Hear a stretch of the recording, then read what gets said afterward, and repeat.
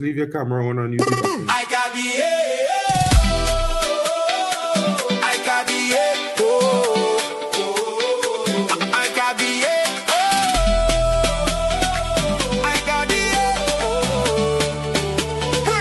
the World Cup 2026.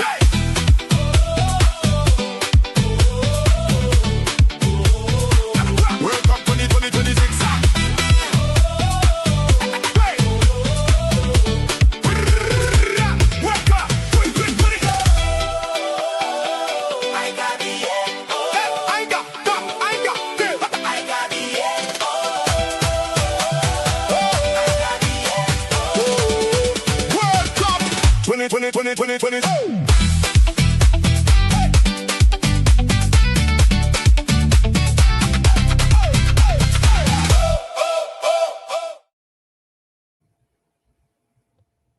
Hi and welcome to King's Football Show. I'm here with my co-host MarkN. This is the World Cup stream for Colombia versus Ghana. How you doing, Mark? You good? Yeah, bro. Chilling. Good stuff. Just running to take a shower real quick, bro, because I just came home from work now. I've been at work for the last 10 or 12, 15 hours or so since 5 o'clock yesterday morning now. So I just want to take a shower and I'll come back and join in like 5 minutes, bro. No problem. So, guys, this is the first time that Colombia faces Ghana in a World Cup meeting. The winner of this game will face Switzerland in the round of 16. And as we saw before, Switzerland defeated Algeria yesterday 2-0. And if you didn't know, both nations are actually chasing their second ever World Cup knockout victory. And it's going to be a good tie, I think. I think Colombia, they've been good this World Cup. And I think Ghana, they've grown into the World Cup. Colombia, they finished first in their group, by the way, with 7 points. They started with a victory against Uzbekistan, which they beat 3-1. Then they beat Congo 1-0. And then they had a draw, 0-0 draw to Portugal. And they almost won that game. And yeah, they've been unbeaten in their last 6 World Cup matches, Colombia. So I think they're one of these teams that when you face them, it's very hard to play against them because they have a lot of energy. And obviously they have individual qualities with players like Muniz, Luis Diaz, and James Rodriguez. So they can give any team a hard game. And it's going to be an interesting tie. In Ghana, they were one of them teams that advanced as one of the best teams that finished as number 3. They started with a 1-0 victory against Panama. Then they had a 0-0 draw against England, which I think they were unlucky. They should have had a penalty. That was a clear penalty. And Pickford should have been sent off. That was also a clear red card. And then they lost 2-1 to Croatia. And it's going to be interesting. I think the players that we do have to watch today, if we look at the Colombia team, as mentioned before, it's Luis Diaz. He's been there. Probably the most attacking threat this tournament. Still shows that he's a class attacker. You know, he comes from a very good season in the Bundesliga. I think James Rodriguez still dictates the play. He's like the playmaker. Then obviously you have Daniel Muniz, who shows that he's one of the best wingbacks in the world, and he can create problem to anyone. I think he's already scored 2 goals in this World Cup. Obviously, for Ghana, you have Semenyo, who I feel like had a bit of a quiet World Cup. I don't think he's been amazing so far, Semenyo. I think he's going to need to step up today for Ghana. He's going to show more content, more intent. I think IU as well hasn't had the best World Cup, obviously. I think the likes of Soleimani Abdul Fattawa. They've had a stronger World Cup. They've been the better players for Ghana. And overall, it's a really exciting game today. And let's see who's going to go into the round of 16. Will it be Ghana? Will it be Colombia? I think we will see Colombia. They're going to be the more attacking side.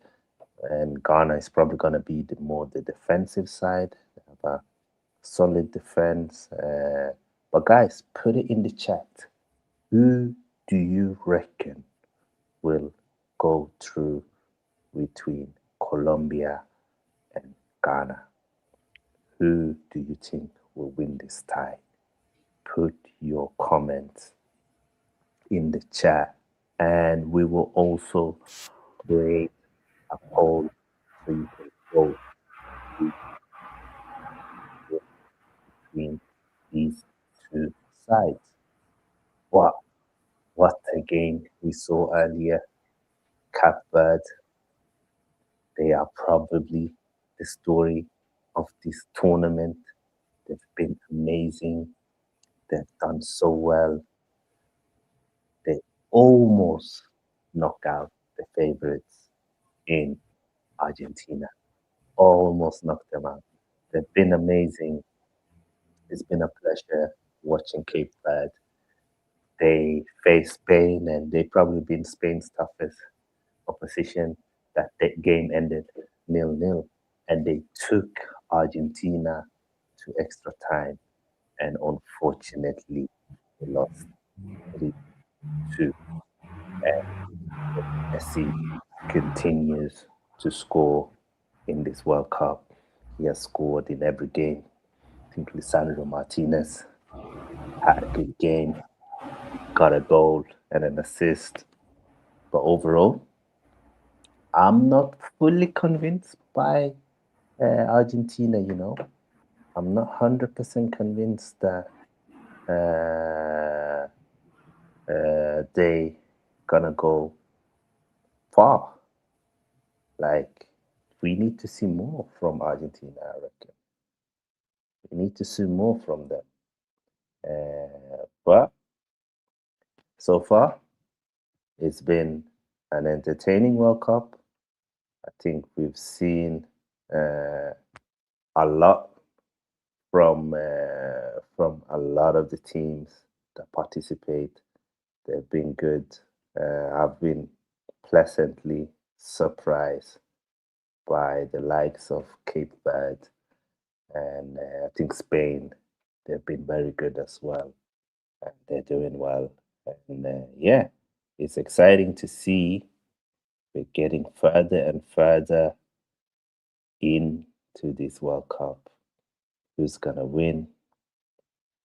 Who's gonna get knocked out? Well, time will tell, won't it? Yeah, and put in the comments as well. Who do you think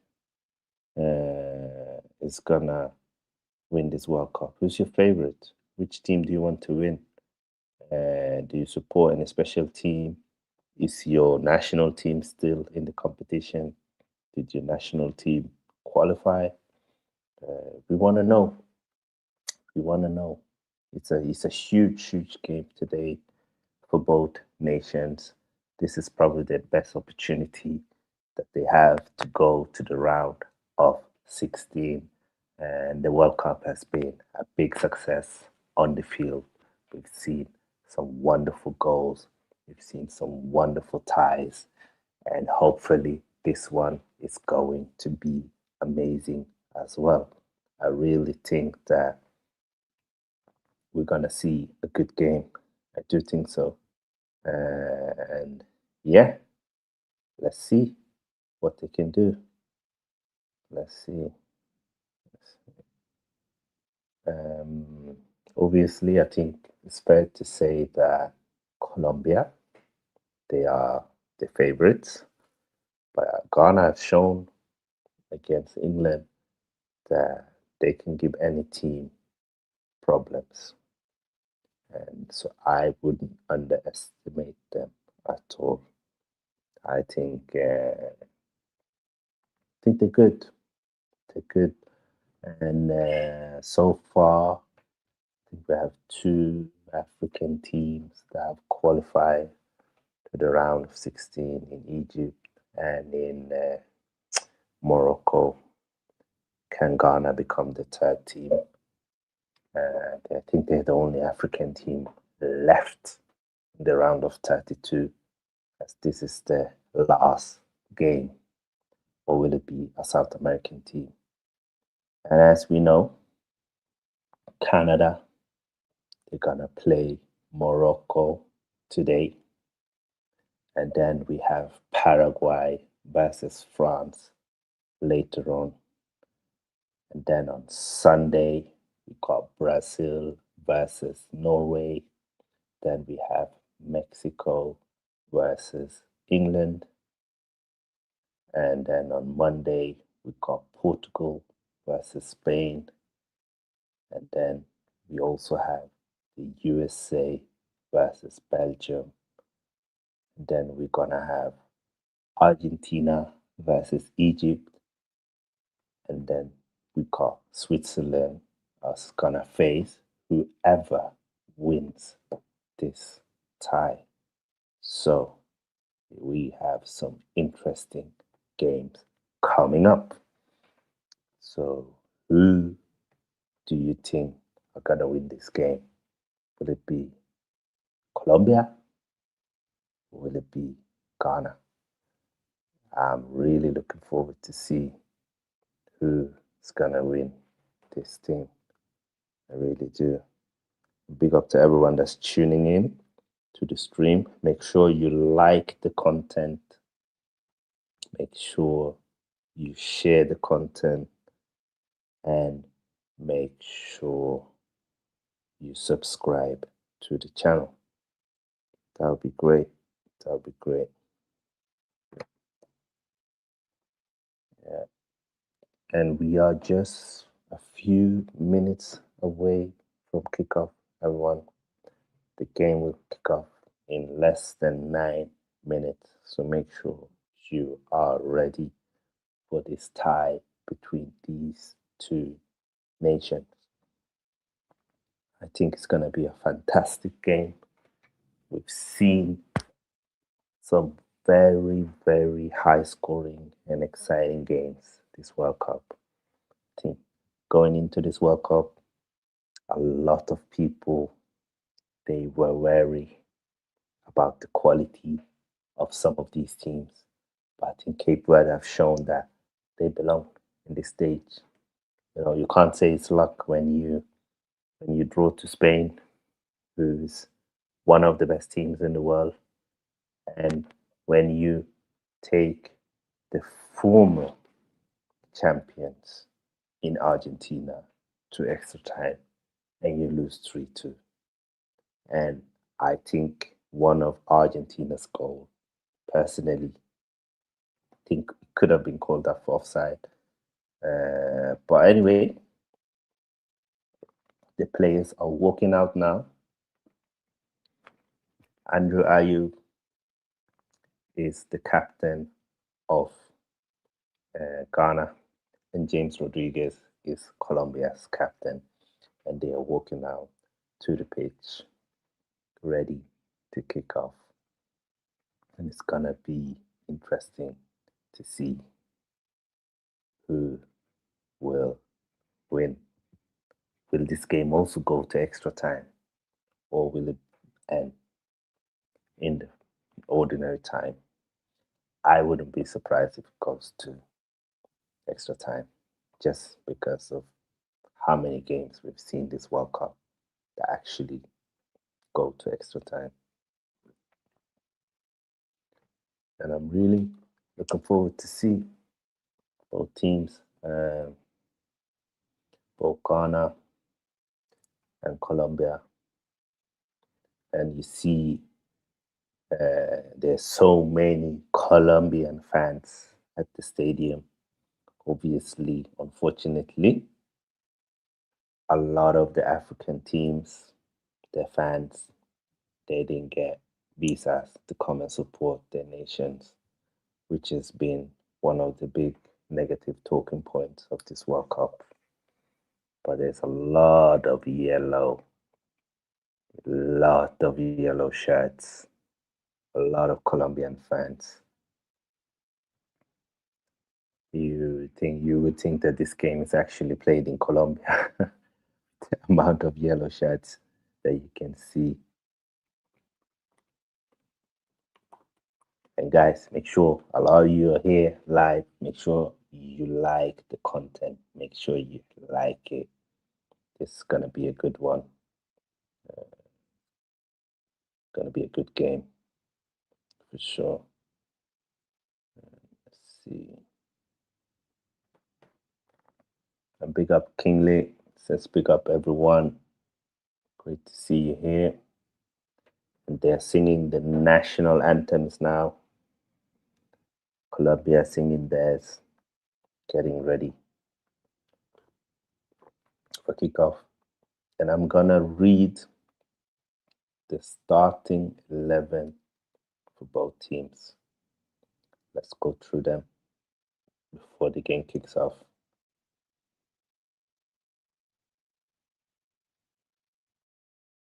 Just gonna get it up here 1 second.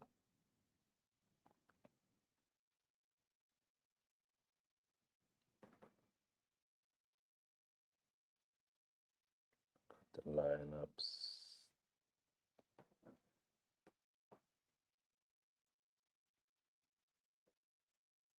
So, Colombia in goal, we got Vargas, right back.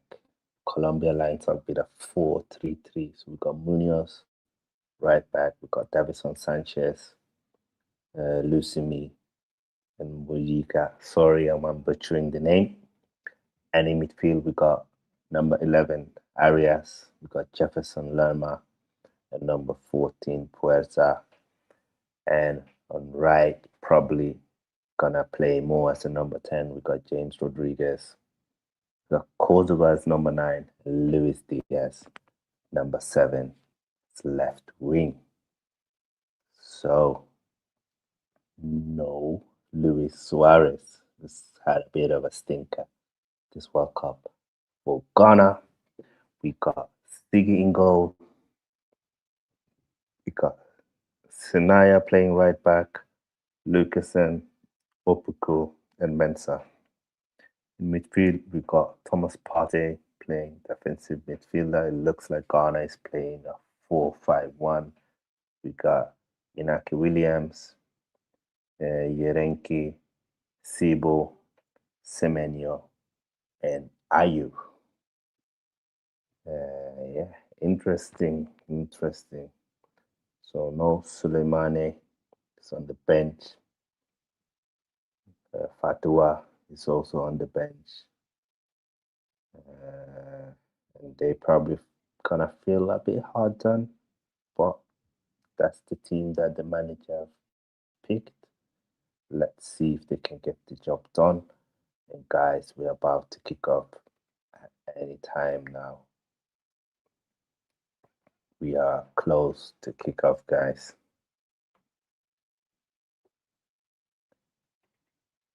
Just a minute away.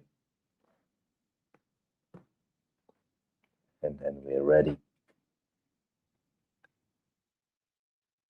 Colombia versus Ghana.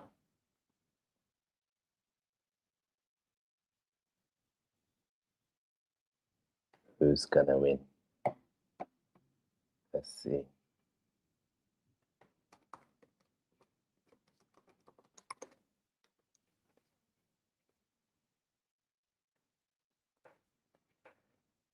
Yep. This is the last game of the round of 32. Then tomorrow the round of 16 will start. And we are just seconds away from kickoff. Got around 2.5 minutes. The referee is holding the ball, walking into the circle. And yeah, Let's see. The match officials is from France. It's Clement Turpin, guy that looks like Leandro Trossard. And we are now 1 minute away from kickoff. The fans are ready. They look excited. Yes, I've said before, you would think that this game is being played in Colombia with so many yellow shirts. But yeah, as I said before, in goal we got Vargas, right back.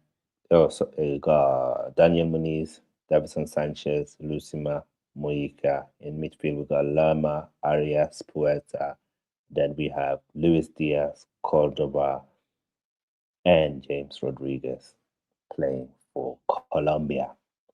And I will read you Ghana starting 11 again. We got Sigi in goal. And we got Gideon Mensah. We got Opoku. We got Lucasen and Senaya. And in midfield, we got Thomas Partey playing DM. We got Sibu, Yerenki, Semenyo, Ayew, and Inaki Williams. I think it's his first start this World Cup, Inaki Williams. I think he's had injury issues, but he seems to be fit now, ready to represent the Ghana. You can see camera, I don't know, something is wrong with it, and the background doesn't show. So just gonna put it off.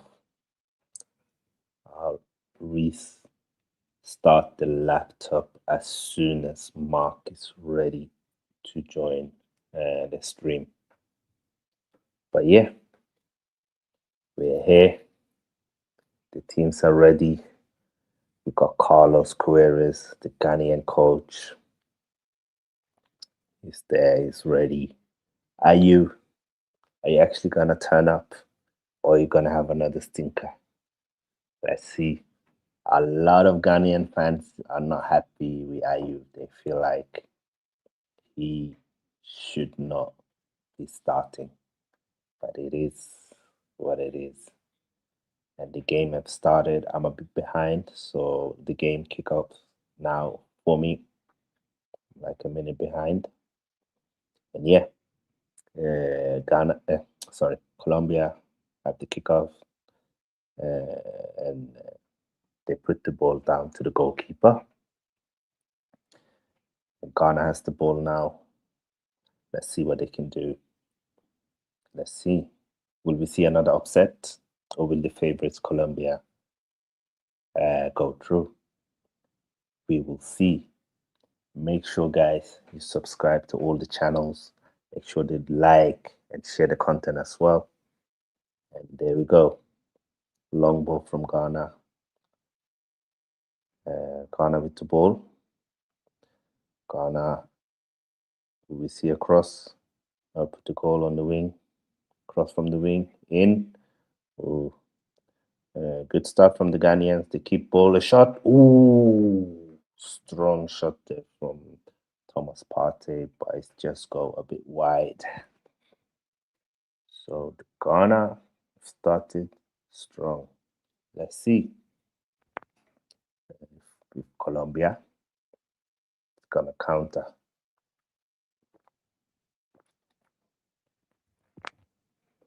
So the ball is in the defense. Colombia has the ball right now. Davison Sanchez is on the ball. Pass it in the middle. Colombia taking their time, a bit slow. Long ball out to Muniz. It's being chased down by Semenyo. Ball into the middle. And yeah, so far Colombia, they've been quite aggressive. Let's see if we'll see that today. Luis Diaz, who gets the throw in, and the throw in goes to Ghana. Yeah, and that's the correct decision as well. Ghana with the throw in. Let's see. Colombia wins the ball back in a bit of a dangerous area on the wing. The ball goes around. Let's see. Colombia has the ball. Colombia taking their time with the ball, keeping possession, trying to get some momentum and some feeling into the game. And in possession, they shape up almost like a back three. Munoz is almost a right winger. Then him and James Rodriguez, they like to shift positions. So it's very hard to take them up.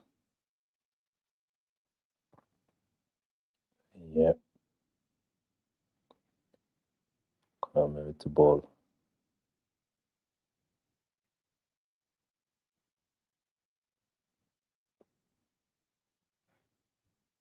Colombia continues to have the ball, continue to keep possession. 3 minutes into the game, Colombia. Oh, Semenyo has the ball, and that's a free kick to Ghana. Release the pressure from the game. Yeah, so far, been an even start. Both teams have had small opportunities. Ghana probably with the best opportunity with shot outside of the box that went a bit wide. But yeah, they see now Ghana with the possession. Williams.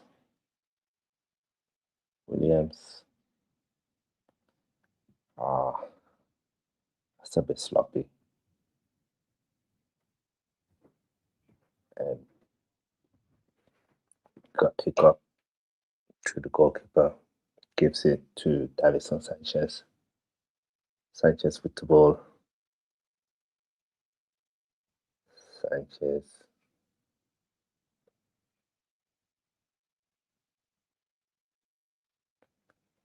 Yeah.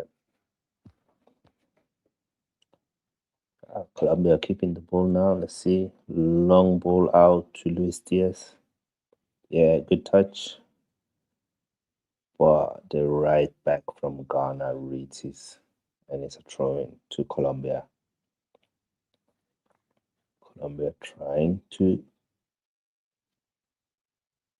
put more and more pressure on Ghana.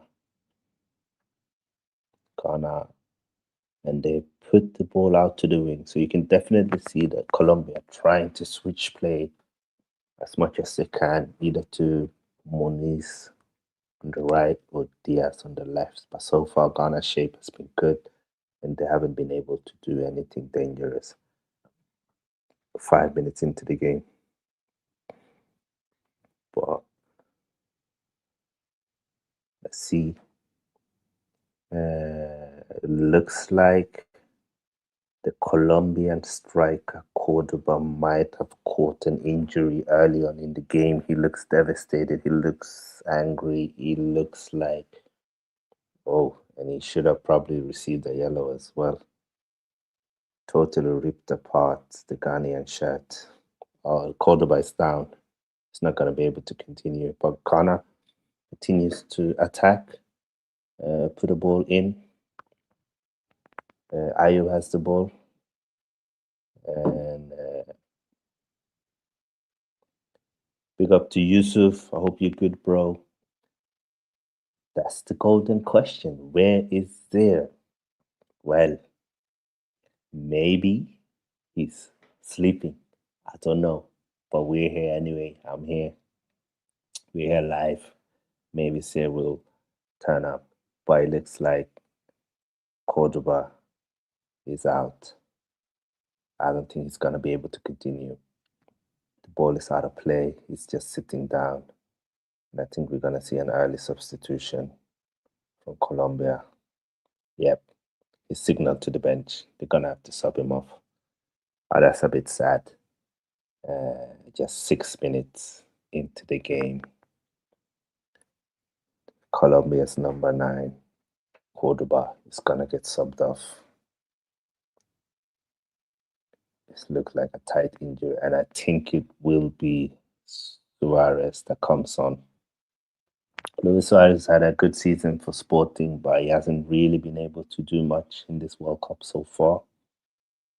Yep, number 25, Luis Suarez comes on for number 9, Cordoba. And that's a big miss for Colombia. Suarez is a different profile to Cordoba. Cordoba is physically stronger, more of a focal point and the link-up man. Yes, guys, make sure you put in your prediction into the chat. Who do you think will win? Abdullahi Ibrahim, big up to you, brother. He said Colombia 1-0 versus Ghana.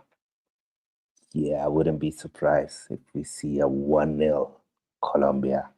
But let's see. So far, we have not seen a lot. But Diaz is on the... Ooh! A good block from the right back there. Was dangerous. And now he's down and out. And the referee blows the whistle. The Colombian players are furious, but clearly the Ghanaian player is injured. Oh, Sanaya. I think he injured his knee when he was trying to block Luis Diaz's attempt. And that looks like we might have another early injury in this game. Let's see if he can continue. Sanaya has been very good, very solid for Ghana. He's holding his hamstring. He's down. And guys, only 10 minutes into this game, and we might have another injury, another player who's going to have to get subbed off. It's not looking good. They are signaling to the bench that they have to change him.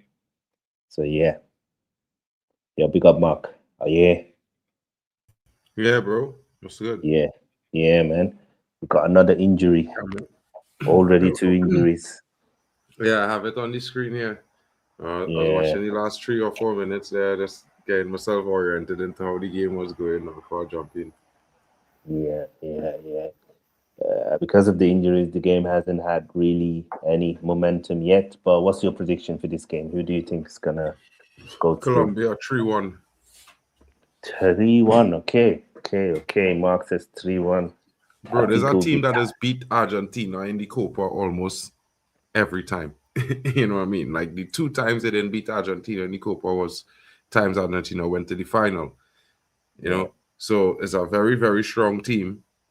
And regardless, they do have major stars that you would normally say, well, I know this guy. Yeah, this Colombian team is really strong, bro.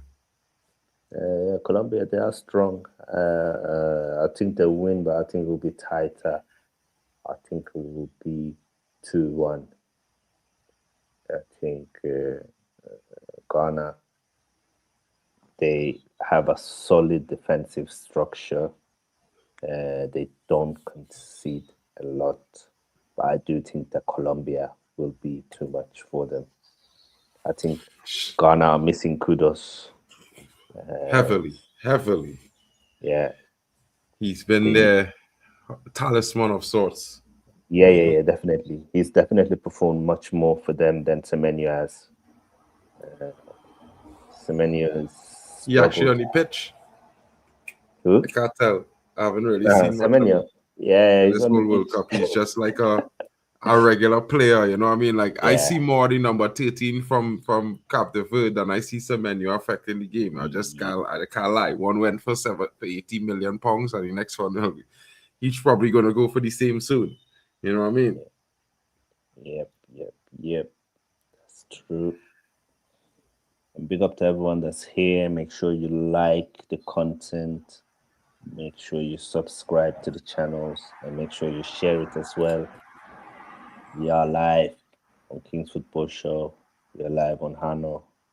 We are live on MarkN's channel, Sears channel, and a few more as well. So make sure, guys, that you hit the like button.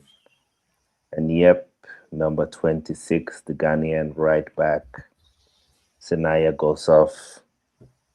And yeah, I'm just gonna quickly go out and try and see if I can restart and get the camera. Yeah, go ahead, bro. I heard you saying that in the chat earlier.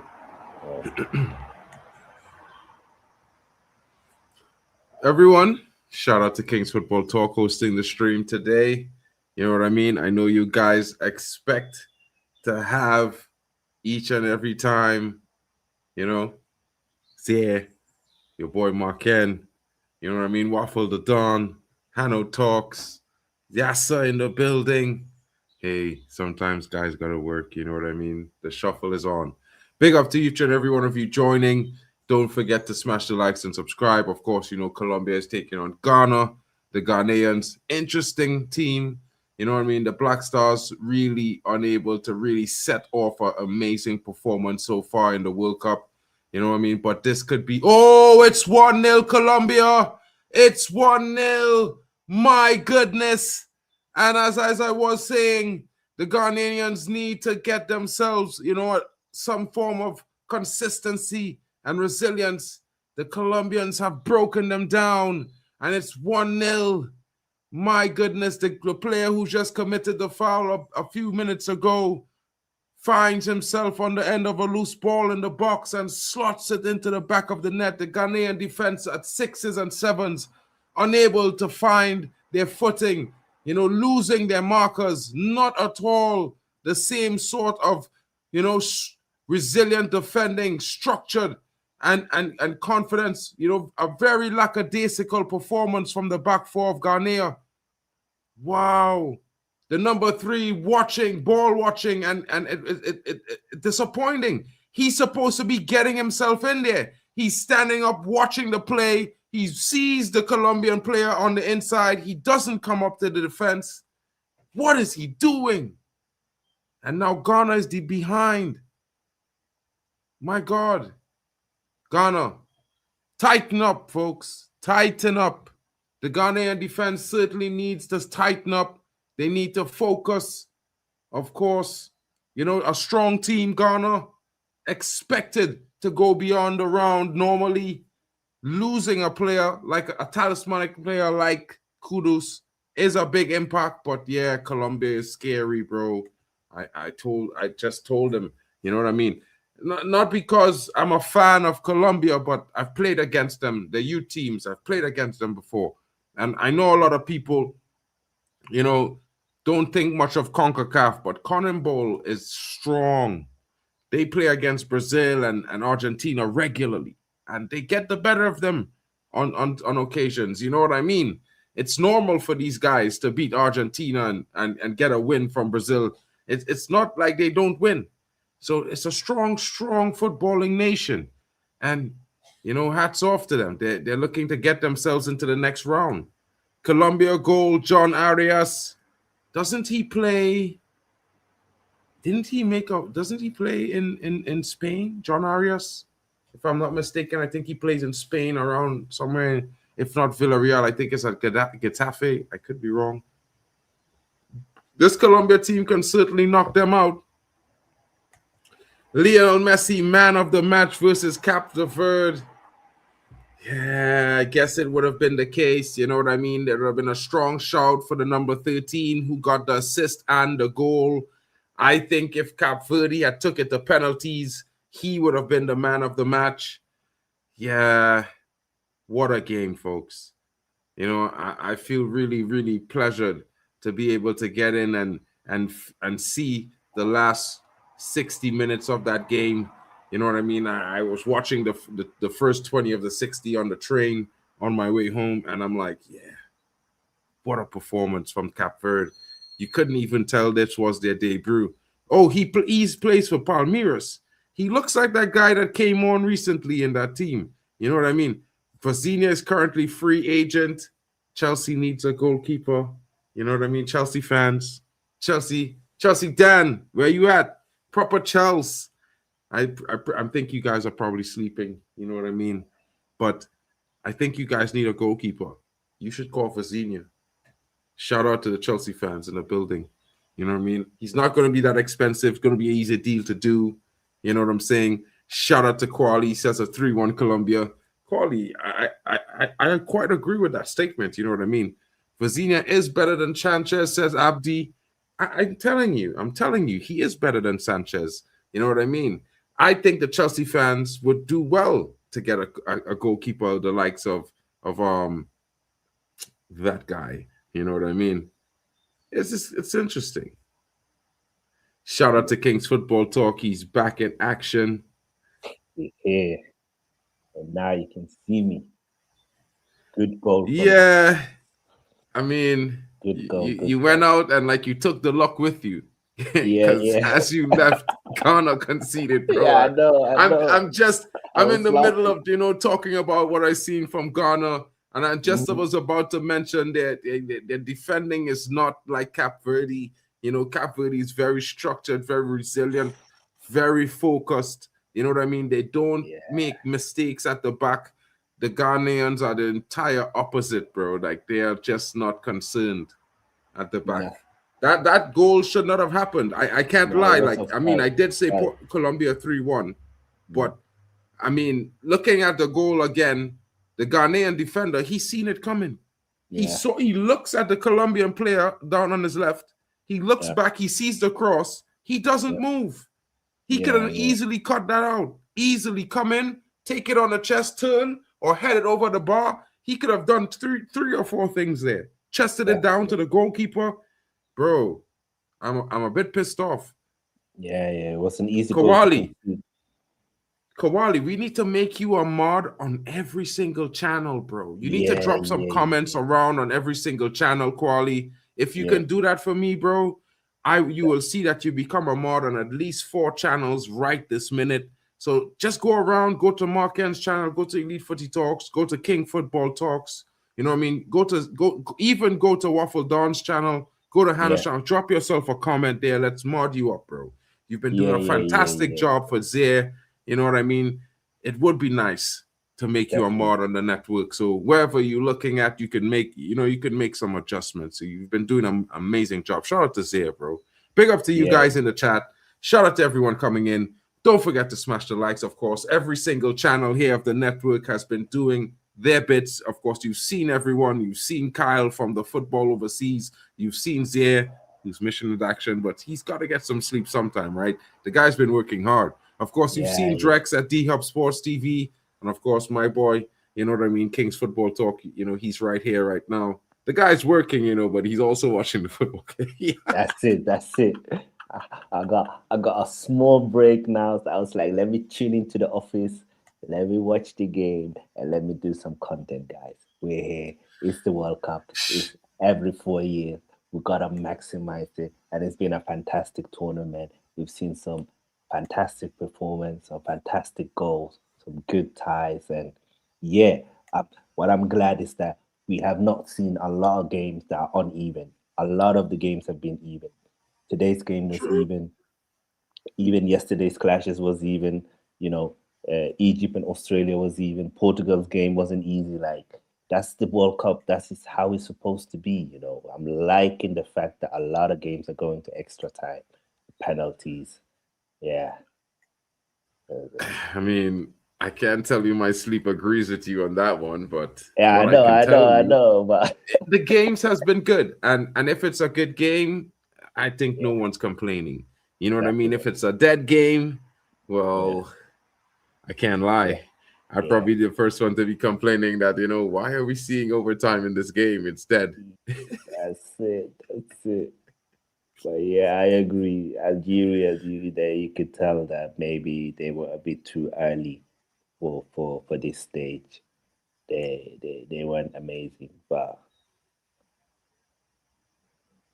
it was at least good to see a last World Cup for Mahrez, who's been a fantastic player for Algeria. And overall, I mean, it's one of those things, Like, I can't lie. Mahrez, he's a strong player. I think it's going to be interesting to see how Algeria moves on. The generational change is happening all around. A lot of different teams are showing different things and have to do different things because they have, different different players retiring, some core players, key players in different locations. Shout out to people in the building, you know what I mean? Yep. This happens every month, guys. You know, membership gifting. If you smash in the likes, you will receive a free membership, and of course, have access to the member content. When you know, big up. Yeah, big up MarkN, doing his thing. Keep improving on content. It's good to see. Good to see. Good to see. And big up all of you that in the chat as well. Keep following us. We do appreciate it. And yeah, let's see if we can get the likes up everywhere as well. And MarkN is only, what is it, 600 subscribers away from 2K? 60. 60 wow. Guys, before the World Cup is over, gotta make sure that MarkN is on 2K subscribers. Shout out to SSB in the building. Big ups, bro. Gotta make this.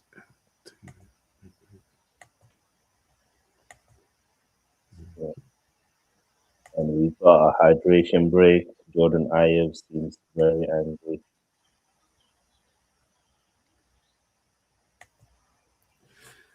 SSB, you know, we've been discussing Argentina for a long time. Lots of people expect them to go to the final. I thought they would have been out tonight.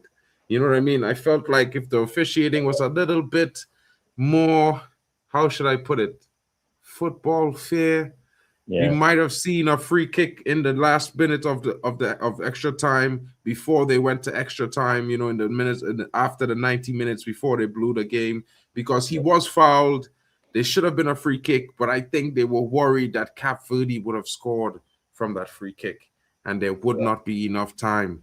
You know what I mean? Shout out to everyone watching. I know it's late.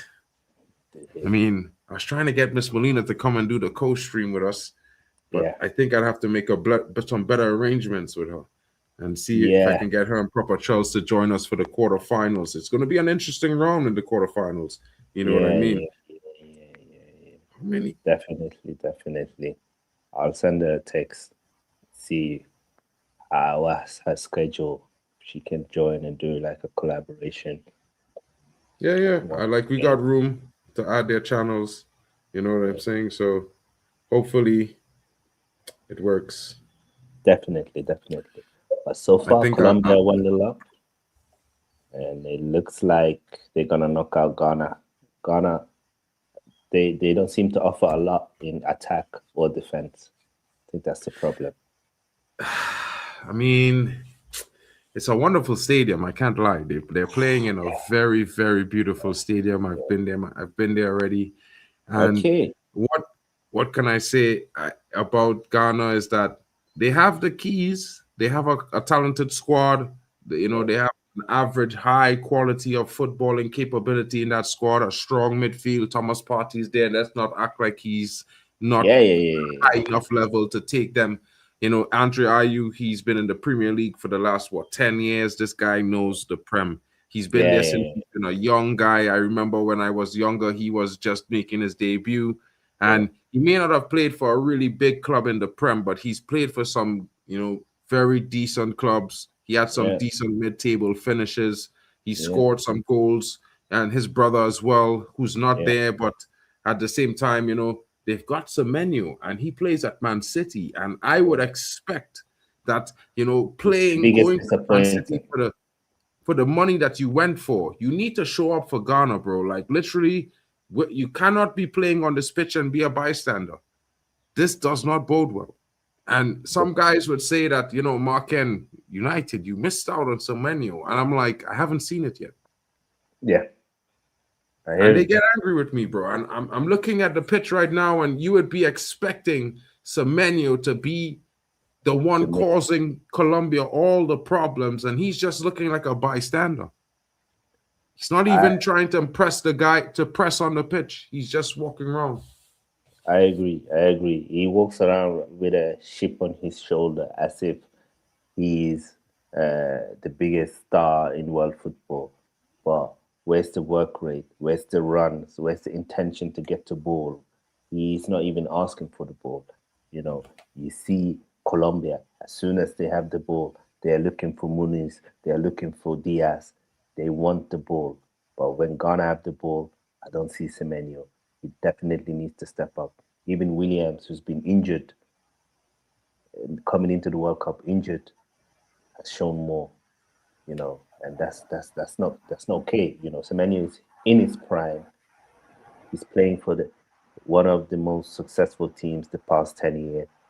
He won 2 trophies this season with Man City. You have to show more. There's no excuses for Semenyo, and it's a bit disappointing. And I understand why the Ghanaian fans are hard on him, because he doesn't seem to step up when it comes to Ghana. And Rodriguez is on the ball. Lucy, can Ghana counter? Okay, Ghana on the wing. Oh, that's a poor pass. That's a poor pass. They need to do better there. They need to do better in possession, the Ghanaians. That's very, very important. Very, very important. And guys, make sure that you do hit the like button and you subscribe to all the channels. We are here, even though it's late. Some of us are working, some of us haven't slept, but we need to produce the content for you guys. That's why we're here. Well, what's the time in Germany? Right now, Yeah, it's 4 a.m. in the morning, bro.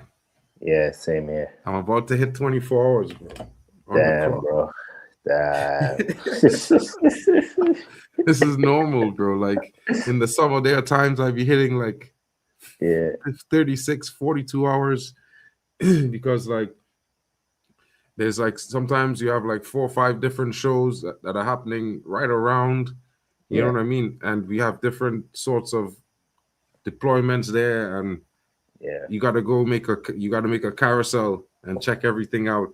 So you're here for 4 hours, there for 4 hours, there for 4 hours, there for 4 hours, there for 4 hours, and you're traveling in between at least an hour or 40 or 30 minutes to get in and get, you know, to go through the you know, to get inside.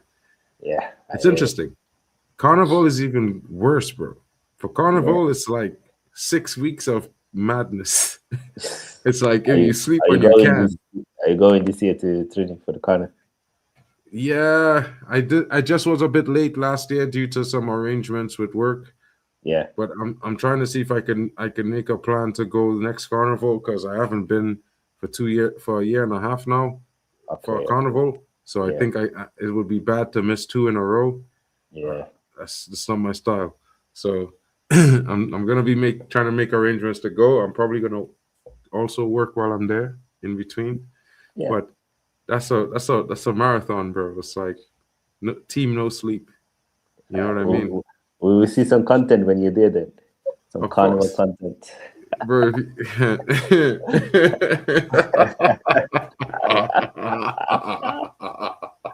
bro, I could do a carousel of Carnival content from the past carnivals, bro. It's wild.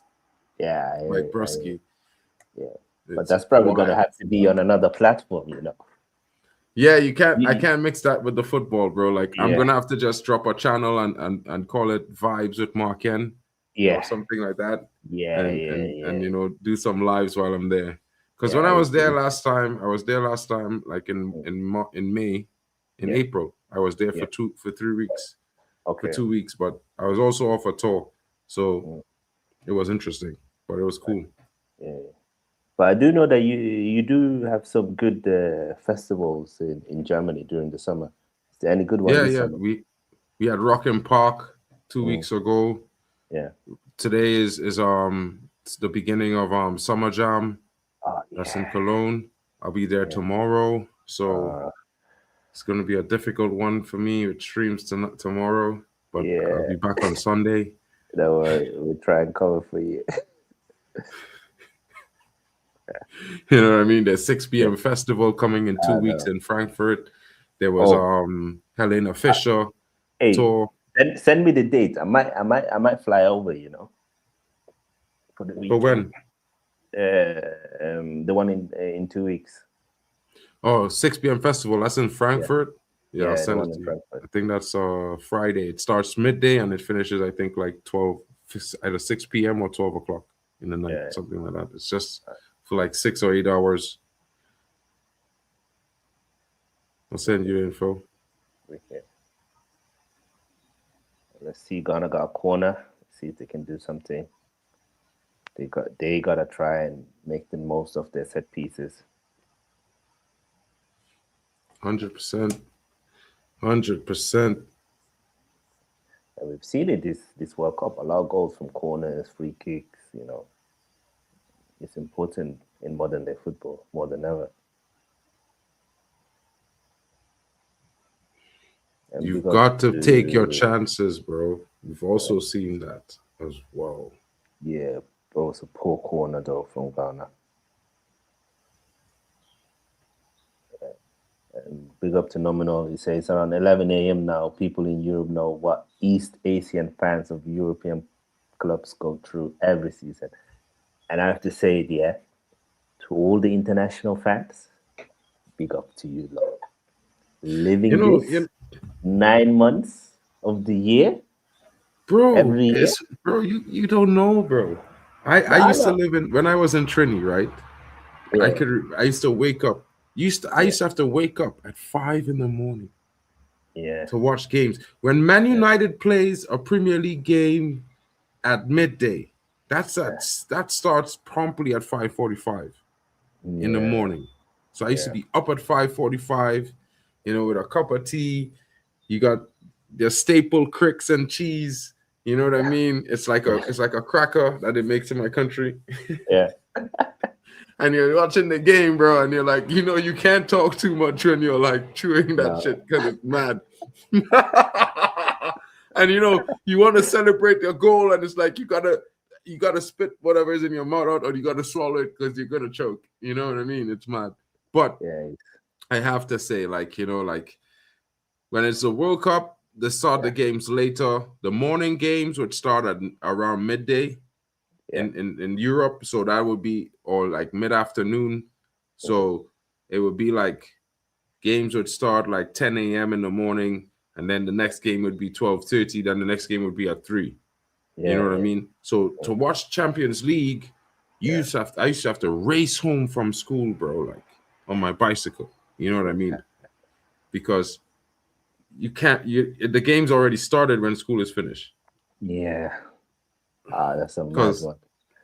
Because when it's like 3 p.m. in the afternoon, it's like 16. It's like 9 p.m. Yeah. In Europe. In Europe, exactly. It's a mad one. Nah, I hear it. I remember when I was in US for 2 months, it was hard to catch the games, bro. It wasn't easy at all. So big up to all of you international football fans. I forgot what it's like, bro. Yeah, of course. Now you're eating good, I mean, I'm eating great, bro. Like I be at the games, bro. Listen, you can't. Man, they don't understand. Like I don't know, like I think like when you get to your first game, at the home stadium, bro, like it's mad one, right? It's a mad one. I've been there as a youth. Like when I was I think I was 14, my first Manchester game, but like then once or twice, a couple of times in between that and 20. And then like from 20 to 30, like I had no time, so much work, bro. No time to come to London. Yeah. But when I would come, would usually be for like the carnival. I would come and do work for the carnival, then probably I'd work for like 2 or 3 weeks more, and then I'd go back. Never really had time. And then I moved to London. And and initially, it's so funny. I think everyone's going to laugh at me. But when I initially moved to London, I thought Manchester was at the north end of London. You know what I mean? So I bought tickets for a game, right? Yeah. And I'm telling my friends, like, I'm going to go to the game. Who wants to go with me? I got 3 tickets. You know what I mean? And the first thing they asked me, did you get the train tickets? Well, I was smart enough to buy train tickets with the tickets because they offered train tickets. So I said, I'll just buy everything one time. So I you know what I mean? And I bought the tickets. Shout out to Zia Talks in the building. Yusef, your boy's woken up. You know, He's shout out to Zia. up. He's awake. He's awake. He's awake. Oh, you know what I mean? Almost a goal there by Luis. Was it Luis Diaz? Luis Diaz, yeah. Puerta? No, it was Luis Diaz. Bang. Yeah. Just missed it. Yo, listen, that looked like from an angle, like it might have thought it scored. You know, from a certain angle. From the first angle, I thought it was a goal. But you know, but then, bro, like, listen, yeah, and I tell them, ting. I go leave home about 10 o'clock and get there. And each of them looked at me like I was crazy, bro. And they was like, bro, you know, it's like 3 hours, to Manchester.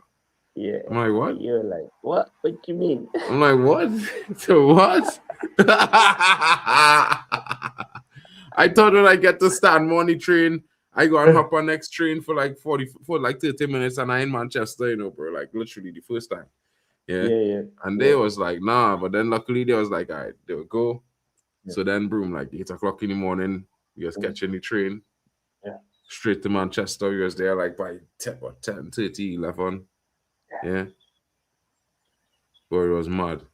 And ever since then, bro, I've been going to games every other chance I get, but this last year and a half, I couldn't go because of work. So much work, bro, that I can't get to go. But this season, I will be going to some games. I'm going to book the Champions League package of home games. So I'll be there for that. And I'll buy some few games, some ticket drops, waiting for ticket drops. I was trying to buy tickets the last time, but I wasn't getting, it wasn't working. I don't understand why. And that kind of pissed me off. Normally, I buy tickets easy. It's just click all the tickets, click purchase, click Apple Pay, boom. My Apple Pay was saying it's going through, and I would get an email saying that, you know, it didn't go through. And I was like, what? That's mad. That's annoying. Because I remember when my uncle, he lives in Senegal. I was like, I'm going to London. He said, my son is there, your cousin. Make sure you meet him, So when I arrive, I call him. I said, when do we meet up? He's like, I live in Newcastle, bro. I was like, then I called his dad. I was like, he lives in Newcastle. He's like, isn't it like just outside London? I was like, nah. Bro. North, you know. For them, when you move to UK, you move to London. For them, UK is London. It's just like one thing. They don't understand. Like, you got Newcastle over there, you got Liverpool over there, you got London, Birmingham. They Bournemouth. They don't understand that. For them, like UK is just London. Yeah, bro. But you see, bro, I'll say this, even though when you look at it on the map, it don't look so far apart now. No, it's only when you zoom in to the map. Because UK looks like a tiny country on the map. It doesn't look like a big country. It's not like when you know when you look at the map and you see like France. You can see France is a big country, Germany, Spain. You can see they look big, but UK looks like a tiny island, you know. Bro, UK looks like a tiny island. We're gonna say for Trinidad, bro, we are a speck of dust, bro. Bro, have you seen Gambia though? Bro, listen, Gambia is bigger than Trinidad, bro. I can't lie. Is it? Yeah, bro. Damn, Killer, listen to me. You need to go down and look at Venezuela and just look off of Venezuela coast. Yeah. Just look at the coast and you'll see some little dots there, right? You'll see it had 2 dots closer together. I think that's Trinidad and Tobago. Just check it on the map, you understand. It's like it's tiny, bro. Our population is 1.2 million and we have 2 islands, bro. You know? Yeah, I see now. Tobago is even smaller. Damn. But you see, here's the interesting thing about Trinidad and Tobago. Tobago was formed, most of Tobago is formed by coral reef. Oh. That's what make up the island. So it's have a weird dynamic on the island there. It's real interesting. We have 2 of the largest brain corals in the world on the north and on the south of Trinidad and Tobago. So the largest brain coral in the world is in the south, and the second largest is in between Trinidad and Tobago. And so one is in between us and Venezuela, the other is in between Trinidad and Tobago. Yeah, I gotta go there one day, bro. It looks beautiful. It's nice, bro. It's nice. Yeah. You had to get the crime situation under control, but it's pretty nice. Yeah. I mean, we are reaching halftime soon. In 43rd minutes, I guess they're gonna announce overtime in soon. Probably looking at 5 or 6 minutes with the injuries and the hydration break. Yeah, it's literally 5 miles off the coast of Venezuela, my brother. Like literally, when we go to one of my friends, he takes pictures of the largest brain coral for National Geographic and stuff. So we go there with boat, and he dives down. I'm not diving down there, bro. Yeah. I'm not doing that shit. I hear it, bro. There's so much sharks there, bro, all around the air, bro. Just because of the location and because it's a coral reef, there's the largest brain coral. You know, it's one of the largest sources of where they find easy food. So, I'm not going there, bro. Yeah, but I just go on the boat with him and chill. You know, I just have documents there because the Guardian is passed by regularly. You just have to be careful because sometimes they just want to rob you and shit.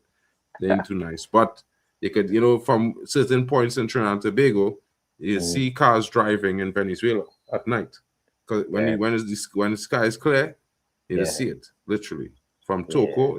It's most not you see it real clear from the southernmost tip of Trinidad. It's like super close. And we also recently, when Venezuela had their industrial situation, we had took in like 300,000. You know. Oh yeah. So our labor forces has really increased since we took them in. I mean, some of them went back. I think like 30% of them went back, but some of them stayed, and it's pretty much cool. That's nice. Well, so do you guys speak Spanish? Yeah, of course, bilingual. Yeah. Well, but that's based on heritage as well, because we used to be a colony of Spain. That's why the national city, Ghana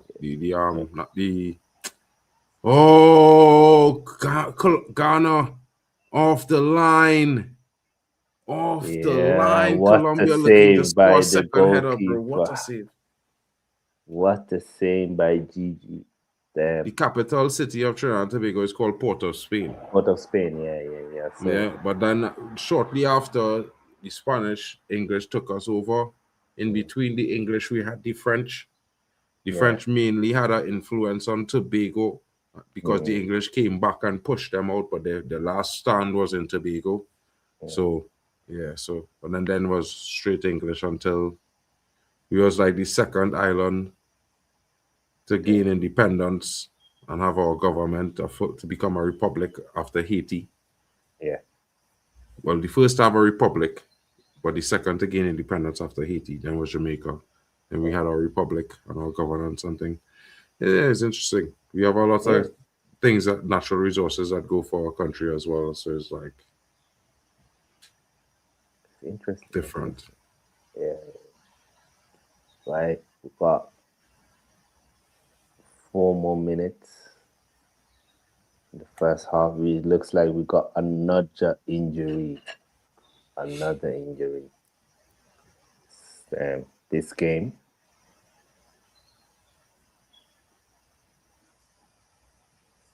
No, he's okay. He looked like it was just and as his substitute who came on. Yeah. The Colombians are singing and dancing.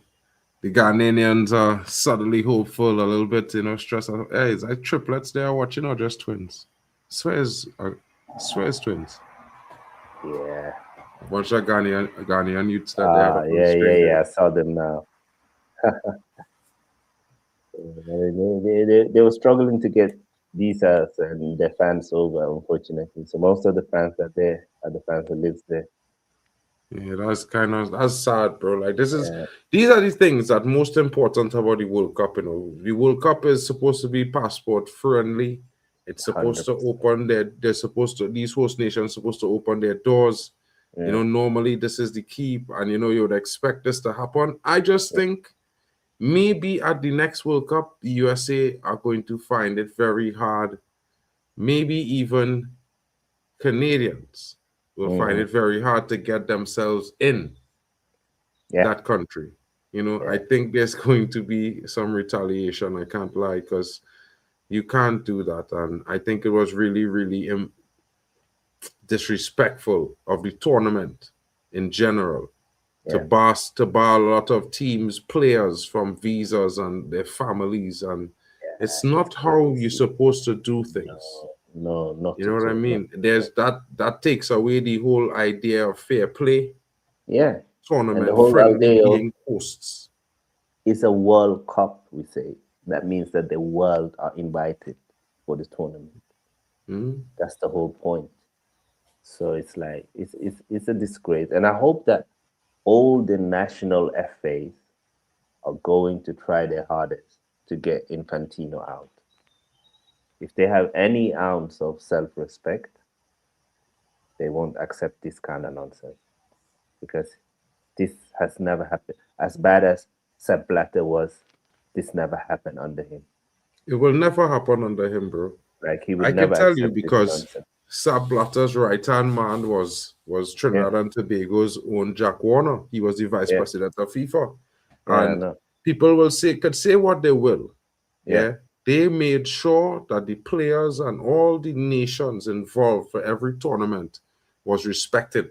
And under their watch, more nations, young nations, was helped with their development from grassroots, was better helped.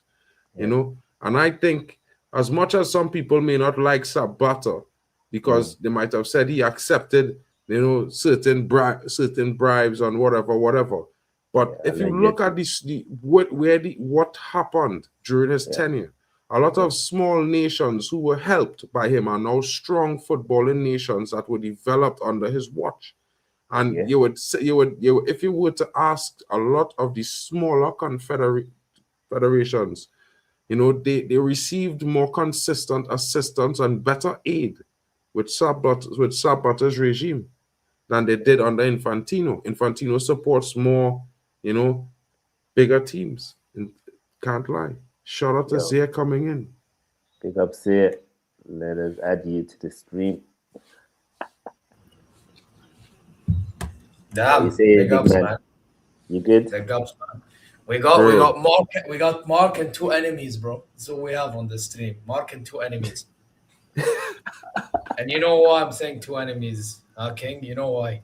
Why? Two enemies. Yeah, because you know too many teams that are what. You know what I'm saying? Two enemies, bro.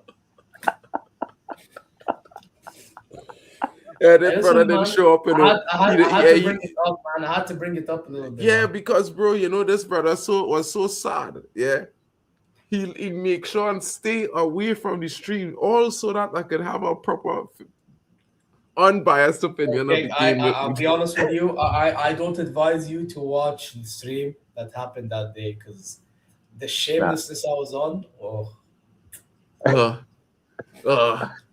I was some rumors in the group chat. Bro, I was waiting for you to turn into Mr. Shameless, bro. Listen, I told you already, nothing against the people themselves, but bro, when it comes to ball, oh my God. I got my wish. Bro. Egypt and Morocco representing Africa only. Wow, this is amazing, bro. Amazing. Bro, listen, yeah. But if you had shown up, I would have been so shameless, bro. I just wasn't. I was actually into the game, and I felt like, and I told Mandem, I say it's good that it went up 2-0, but they need a third goal before that brother came on. And I tell man, literally. Bro, I'm confused. What was your opinion? Because you and Tony love to argue over one another. Well, I don't understand whose opinion is what opinion anymore. What was your opinion? The problem is the manager. The manager is useless. Who, He's the one.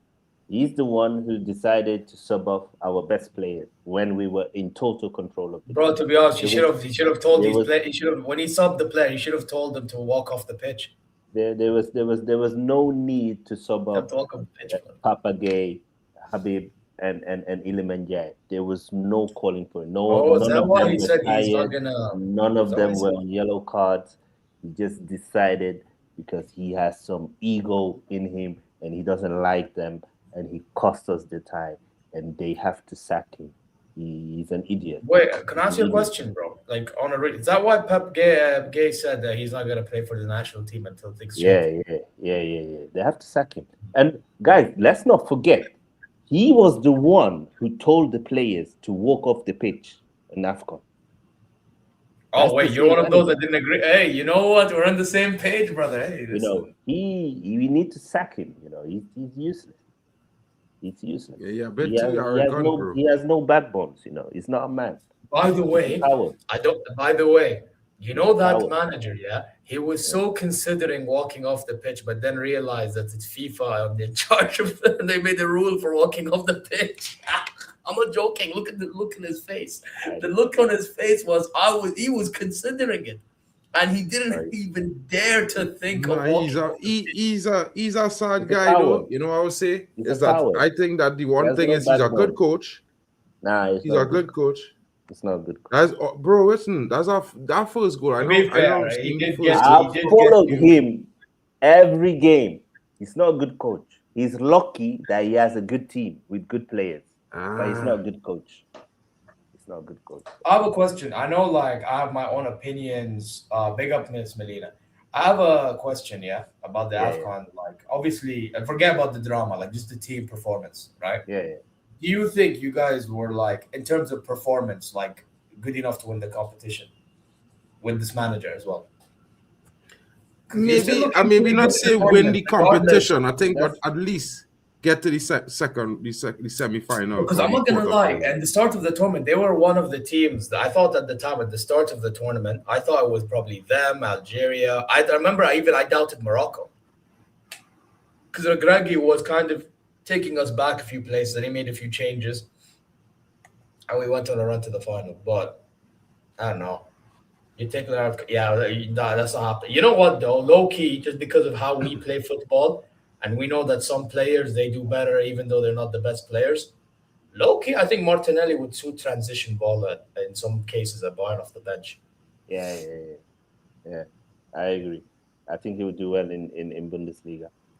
Like, I think Martinelli, because of how Arteta coaches, everyone thinks he's a scrub. But I think there's something in Martinelli, low key. It's a hot take, but Martinelli is an inside forward. He's not a wide winger. So if you play him wide, then he'll struggle. But if you let him do the run-ins and do the like you bring him on transitions second and half, you use his play him in some pace, games in the league, and you give him use his transition. pace, be near to the center forward, then you see more from him. That's why for example, when we had Jesus used to like to shift out on the wing, and he would let Martinelli run through the middle.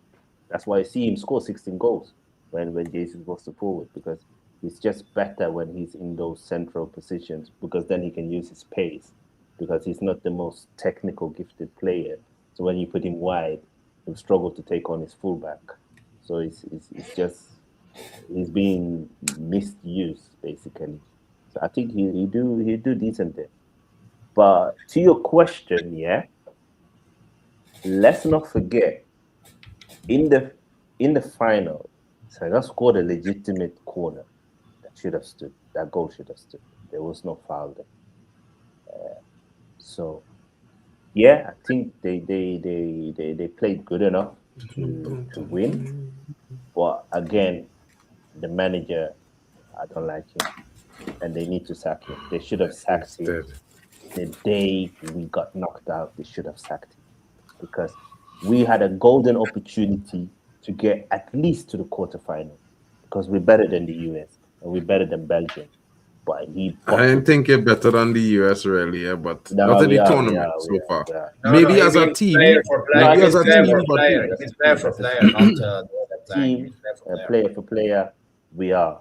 But again, this manager, he's I agree. the I think one. player for player, Senegal is better than the US. The problem with this manager is that because he doesn't pick think- the best team, we look worse than what we really are.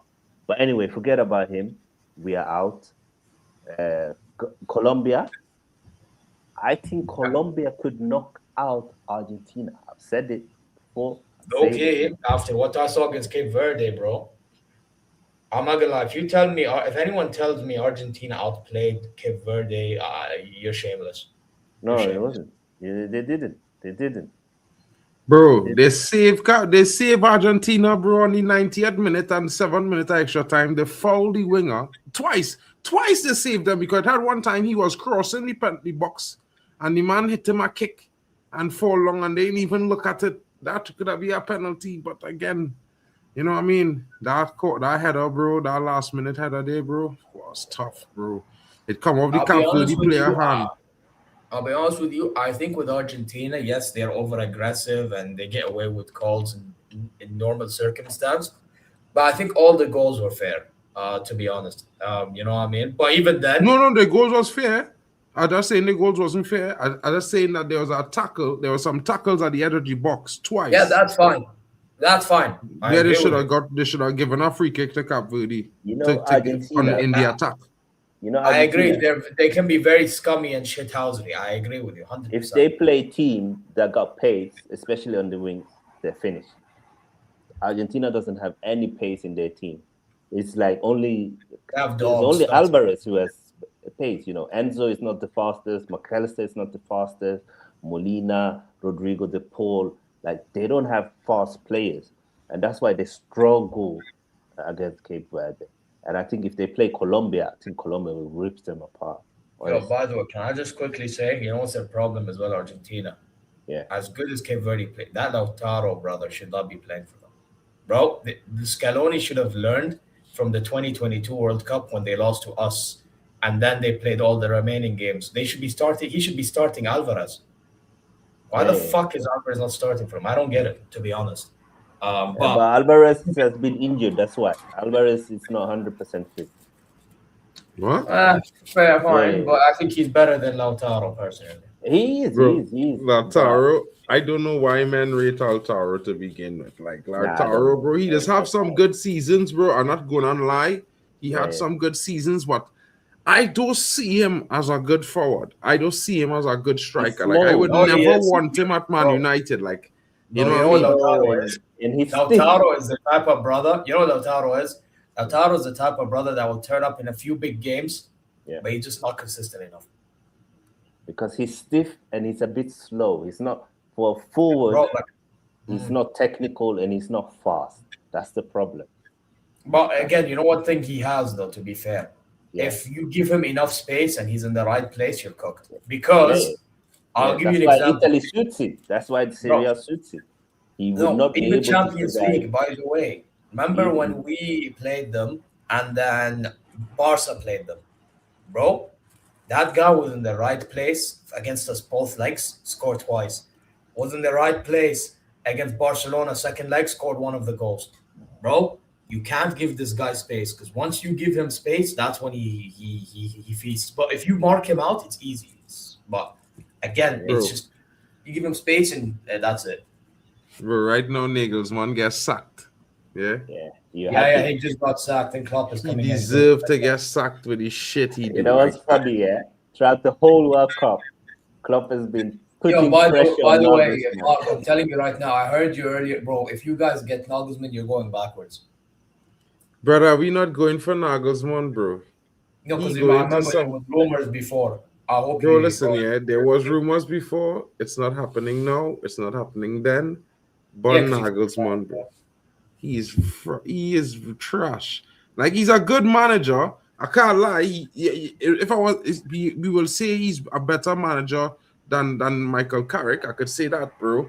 But the tinkering he does is like Ruben Amorim, bro. He will tinker the team out of a game. Bro, he tries to be Pep, but he can't be. Bro, I don't care about he can do that at some other club. Let him go back. Let him go somewhere else, bro. Go to some other club. Jurgen Klopp should have immediately became Germany manager when he was when he left Liverpool. It should have just been done. It was meant to be, bro. The way it's Yeah? moving, He is going to be the best German manager it have, because I think heavy metal football is what Germany must play. That's just me. The players they have I suited. think they need. You know what it is with Germany? You remember under Jürgen Löw when you won the World Cup? Yeah, they played aggressive football, bro. Do you not remember? Yeah, bro. with Müller and Yes, they got Khedira chances. and Özil and it was just intense, bro. Philip Lam, they were intense. You know, it was. Look what they did to Brazil, bro. Like it was scary to face those. Bro, you know what, bro? I'm gonna be. You know what it is? A lot of people, and by the way, they say this about Bayern all the time as well, bro. Because you play a lot of these teams when they play attacking football, they get caught in transition. People need to understand, yeah, that type of football can work, but you need quick defenders. Without quick defenders, the system doesn't work. With Germany, okay, Schlotterbeck, I think, fits like a glove under Jurgen Klopp. He fits like a glove if he stays fit. You know? Then, again, Bro, I wouldn't play Klopp too. anymore because he's slow. You can't put him in a club system. You just can't. I'd rather play Militao or some shit. Or let's see how Bissek does. Because you can't have slow centre-backs in a club system. You just cannot. You Right, know? but listen, I will be real. If you play Jonathan Tah was terrible. and Brown, that's enough space. Yeah, I'm saying, Mark, you don't play top. I'm saying don't play him. He should have been benched in the second game, bro. Bro, I want him benched at Bayern, let alone for Deutschland, bro. I think Jonathan Tah is one of the most overrated. No, you know what it is? I think he's underrated, but again, being underrated doesn't mean he's amazing or anything. It just means he's good, in my opinion. It's just that because he's so slow and at times he's erratic, people think by default it's bro. Like I've seen good moments from this past season, you know what I mean? But it's just again, there's only so much good you can do with the qualities that or like physicality. Harry Maguire is better than Jonathan Tah every day of the week. It's a debate, in my opinion, but I think it's a debate. Because to be fair, Maguire has stepped up at Man United, so I don't want to. It's close between them. Yeah. It's not even close, bro. Let's not do this, bro. Let's not do this, bro. King, I like you guys, but Jonathan Tah was never as good as Maguire, bro. Never. Like, bro, in the air, Maguire is superior.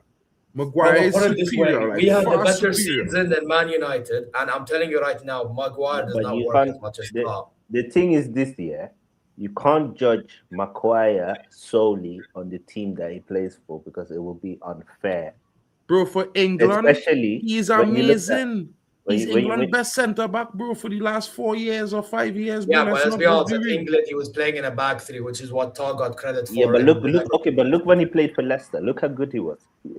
People forget that Man City and Pep, they wanted him. It was just. But I can see that argument with Tah in the what you call it in the Invincible season. So you know what I mean? Yeah, he was good for Bayern. No, but don't get me wrong. I'm not saying Tah is not good, but Maguire is a better defender. Let's be honest. Maguire is a better defender. I'm not saying I'm willing to edge Tah, but I mean it's not like bro. If Maguire, let me tell you something, right? And I'll be honest with you and say this: if it was Maguire instead of Tah, that goal the fella score up in the V's never score. Which fella? It have at least 3 goals that score against Germany in this World Cup would never score if Maguire was. I personally disagree. I actually think he probably would have done as bad. To be honest. Yeah, big up William. He says, at times, Ghana could barely get the ball out of their own half, let alone string 2 passes together. They need to wake up. Yeah. 100%. Ghana's been underwhelming. Honestly. I think is not a joke. I think Ghana has had one good game this World Cup, and that was against England. I think other than that, they've been quite mediocre. I think against Panama, they were lucky to win. They were poor against Croatia. They've been poor today. I think England is the only game they've been good. And you can tell that they were fired up because of the colonial stuff and the history between the two countries. They really turned up for that game. And they probably should have won that game. England should have had red cards and penalty against them. That was a clear foul. I don't understand how. I do agree with that statement, though. I think there was a I penalty. think the Ghanaian players was diving too much in that game. They was looking. No, for but that was a penalty, bro. He took him out. You have to also remember that in football, if the players are play acting throughout the game, they will get punished, and you can't play act just because you play. Neglect the fact that if you foul someone in the penalty box and you don't get the ball, it's a penalty. Even the English people are saying it's a penalty. I've seen the most patriotic Englishman, and they're telling me we were lucky. The fact remains, and they don't understand how. First of all, you had to check on. It was a soft touch. It was no major touch. You can't go down for everything. If a man mash it too, it's not a penalty, bro. Let me be honest. You see, Mark. The problem. I think you need to understand that you have to earn a penalty. It's not just because a man touch your foot, he mash your toe, all these things. Bro, listen, that is not a penalty, bro. In a football, in a basketball, you're watching. Bro, football is a contact everyone sport. here can say they know football. Well, you think football is a contact sport? Or you think Zay doesn't think he knows football, bro? I never said anything about knowing football. I'm just saying. Yeah. I'm just saying football is a contact sport, and man, them. Some penalties softer than others, bro. You can't always give a man a penalty because he just get touched, bro. That was a clear pen. And Pickford should have been sent off, bro. Bro, you could say that about a lot of different things, bro. Like at the same time. I just think that in the game they created an atmosphere of they were all flopping every chance they could get. And I think the referee was punishing them. And I will make it difficult for them. Because if they had just stood up to some of the challenges, because it really wasn't nothing in half of the challenges, bro. This is one thing that need to be stamped out of football in all levels. Club football and in national football. They flop it. Because, bro, come on. We could see a challenge from a mile away, but a slight touch and you're trying to win your side a free kick by just going to the ground. It doesn't look good. No, the tackle from Konsa wasn't slight touch though. He totally took him out. Even he was surprised it wasn't a penalty. You could tell by his reaction.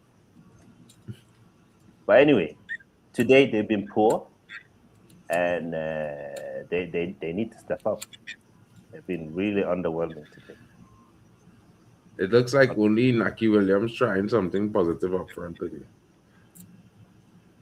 Yeah, that is frustrating.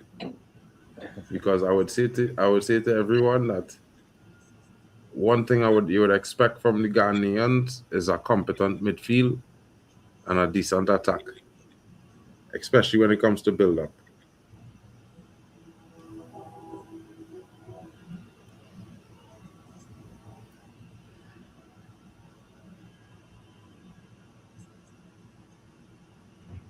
Cross. Yeah, I mean, Colombia, you'd expect them to defend their way out of this now. How many 2 on there? Going on, cross into the box.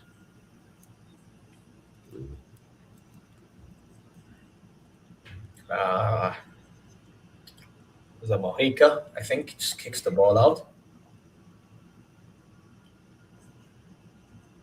I think Colombia should be doing more going forward in general, though.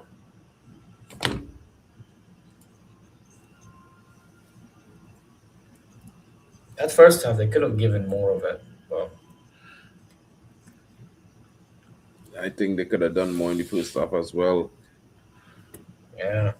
But Colombia was a funny team, bro. Like, they used to have a more dynamic attack when Quinones was younger, and he used to be there up front with Javier, with James Rodriguez, and they used to provide that a sense of a kind of attacking pressure consistently. Yeah, but then he switched to Mexico. What was that? Quinones, he switched to Mexico. Sure, I think is our next Quinones in Mexico, Yeah, I know it's the same because I've seen a video of somebody talking about him because he's in the Saudi League, Quinones. So he was talking about him as a Saudi league player. He played for Colombia. Mm. He was younger, and then he switched to Mexico. I don't remember the reason why, but he switched. I don't think he played that many games for Colombia, by the way. Bro, he played a whole World Cup with them, bro. Yeah, but that's it. And that's supposed to Actually, be. let me see. Actually, I actually want to check for myself. Was this World Cup? I'm guessing 2018, right? Yeah, that was the debut. That was with the World Cup when they signed Javier. But Yeah. he See, also that's not played in a making it. Copa. He also played a Copa too, bro. He scored big goals for them too. I'm checking now. Bro, he played for Colombia under 20. That's why. No, the next brother was playing with Javier Mascherano, with James in the World Cup, bro. I'm gonna check the World Cup squad for Colombia, the previous World Cup. Hold up. Well, that was with Cuadrado and them, man.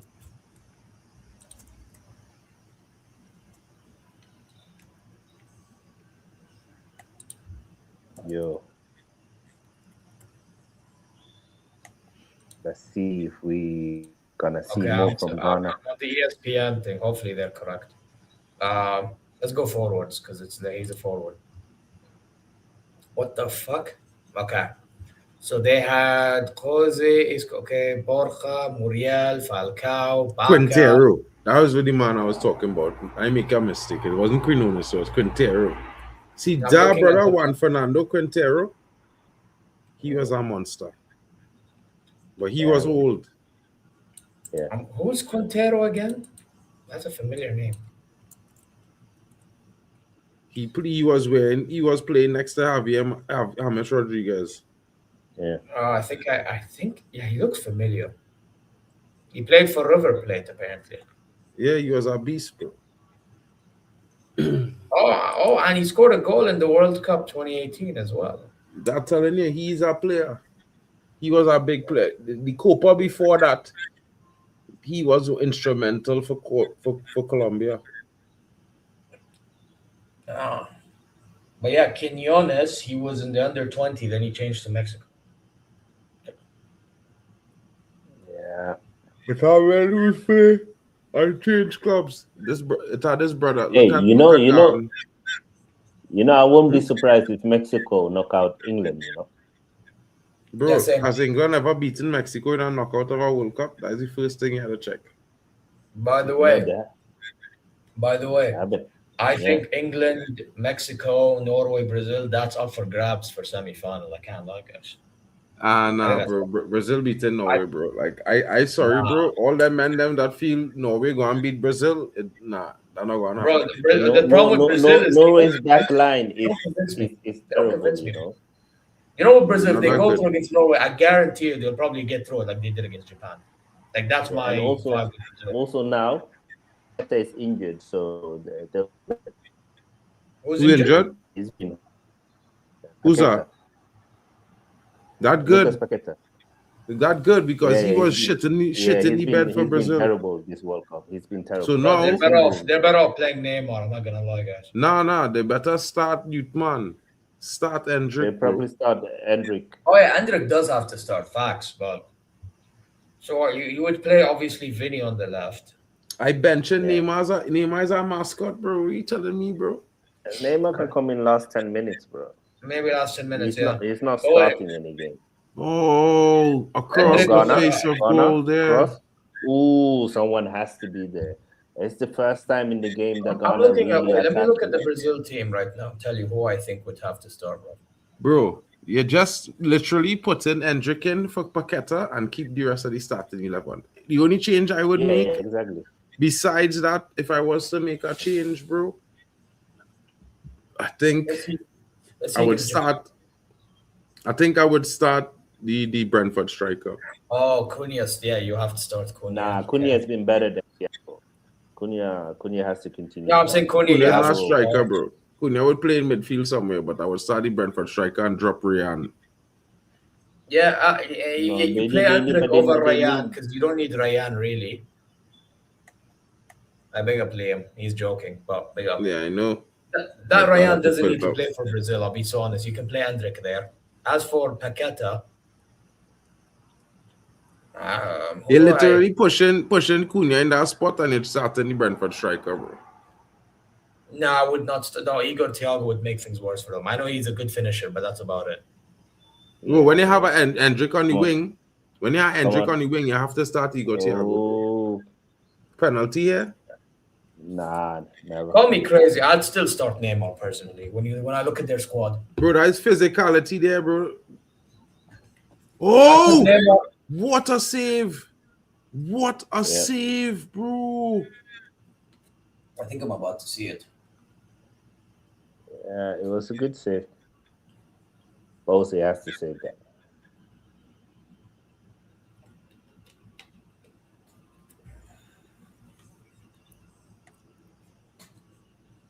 Number 14. Yeah, he has to save that. Bro, that ball was It's been tricky good. there, bro. It's been good. Yeah, but if he doesn't save it, we'll say that was poor from the goalkeeper. I wouldn't say so because of the angle. Real Menace get beat from them shots. Very likely England versus Mexico will move back to the afternoon as lightning is prevalent in the evening. Imagine Harry Kane hit killed by lightning. Bro, you are real cynical. Oh, that's a big save. I've just seen it. But I think they've already moved the game. I think they've already moved the kickoff time because of the lightning. But then the Azteca, bro, and let me tell you something, bro. Even the fans, you will see the fans sweating. Yeah. Just because I'm sitting down in the Azteca and Oh my God. Oh my goodness. Oh, nailed that.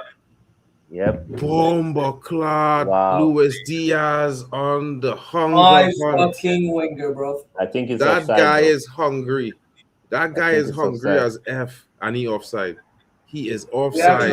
If he didn't touch it, it would still be a goal. That is the biggest thing. Watch that shot, bro. The man would have scored if Luis Diaz hadn't touched it. Yeah, he should have just left it. It's it. funny. He says no, but we can see from the technique if you're offside. Like, it's not opinion. Yeah, you clear offside. What does it mean? No, that wouldn't have been a goal. No. The other defender, the other player would have a chance to score it because he was onside. But Hey, the old Colombian goalkeeper is there. The one with the backflip. Yeah, the back kick, the Scorpion master. He's just offside, man. Damn. Do you know my favorite goalkeeper all time is Chilavert? Yeah. Yeah, bro. You see these free kicks? I don't know why. I don't know. As a Van der Sar, man. Van der Sar. Hey, Van der Sar can't strike them free kicks like Chilavert, bro. It's not about free kicks, bro. Saves, bro. Saves. Bro, he's cold, bro. Imagine being goalkeeper, going up, taking a free kick and score, you know. Whoa! Oh, they should have scored. Colombia there. Well stopped by the goalkeeper. Yeah, getting down really, really well. They're ripping Ghana apart now. Bro, they're turned up the heat, bro. Colombia say we're not going to extra time. Bro. Colombia, they have so much pace, you know. When they start playing intense football, bro, it's peak, bro.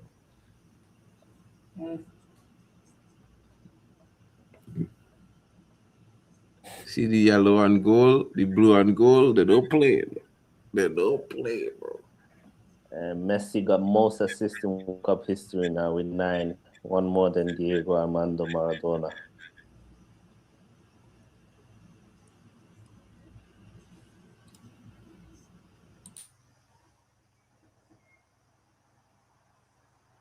Semenyo. What sort of pass was that, Semenyo? He has to score that, man. What the fuck? Just poor. That was a terrible pass from Semenyo. Semenyo selling this game, bro. He had garbage for real, SSB. That pass, right? Let me tell you something, bro. They make a mistake in the Colombian defense there just now. Semenyo retrieved the ball. A stiff pass, a solid pass into the feet of that defender there would have been different between a shot. Bro, the man passed that ball like Miss Daisy, you know. Miss Daisy was receiving it, you know. He sent it real slow, you know, like the player was the only player on the pitch. Swear to you, bro. It's the softest pass I see.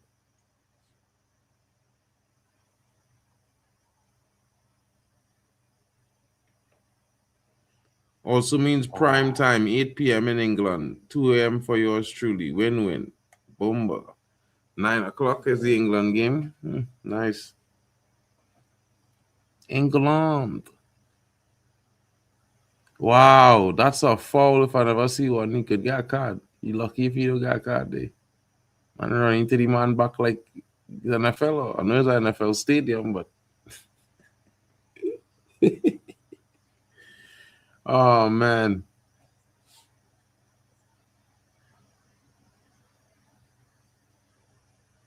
Ghana need to find something. Someone needs to turn up big. Oh, that's a foul. That's definitely a foul. Free kick to Ghana. Richard Rios, that's cynical from you, bro. That was unnecessary.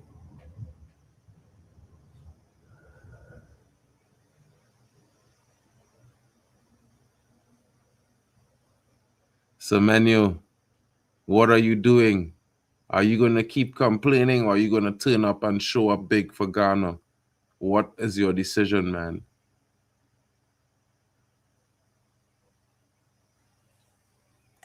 William comes in, he says, when it comes to dynamic shifts, Ghana has no one to drift into space to alter the team shape when on the attack. And the pressing is poorly coordinated. 100%. Luis Diaz. Oh. The ball is kept in. Luckily, he slips. Ghana retrieves possession. How is that a foul?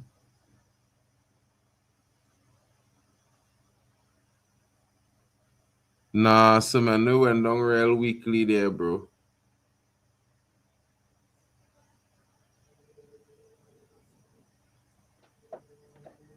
Yeah. Semenyo went down there too easy. That's not a foul, bro. Come on. That's just physicality. He lost out there, bro.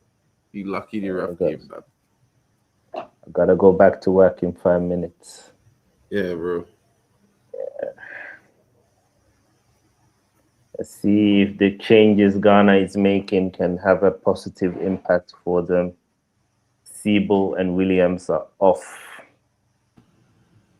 And Owusu and Fatua are on. Let's see. Let's take off Anaki, boy. That's disappointing. Tired.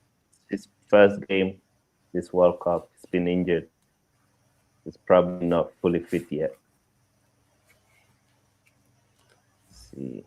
Bro, the Colombian players are going to turn up the physicality. Yeah? If Ghana feel they're going to make it, they're going to get tired, they're going to get really physical in the next 10 minutes, bro. It's going to be hard. Yeah. This is how Colombia display, bro. See, second half, they just turn the physicality up, bro. Yeah,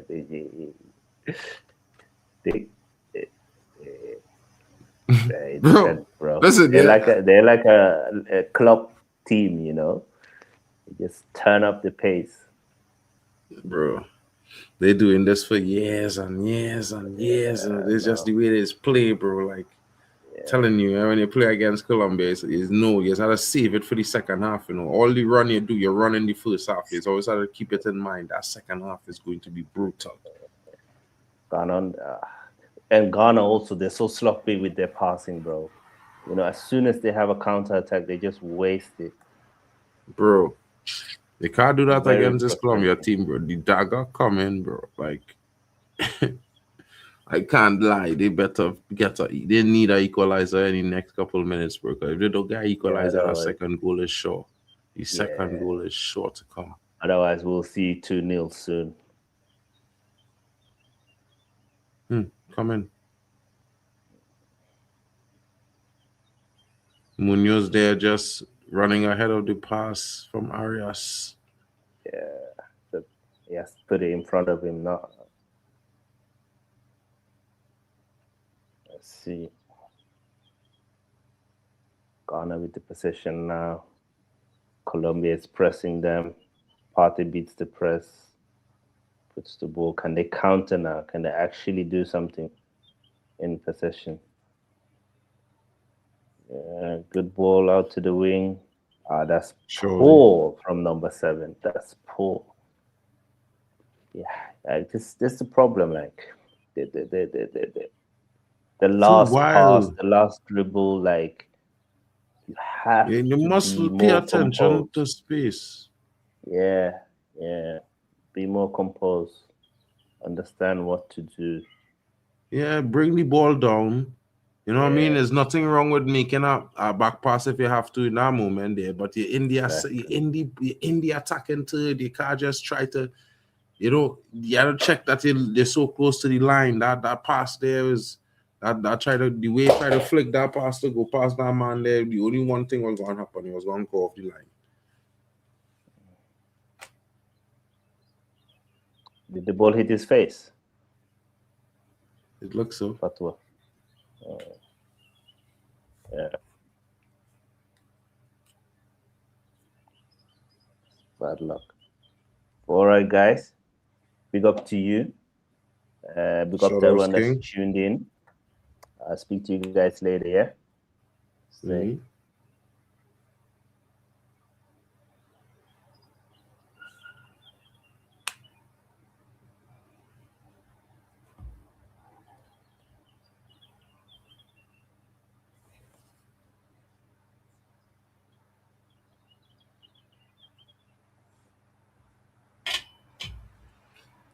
Wait, is it just...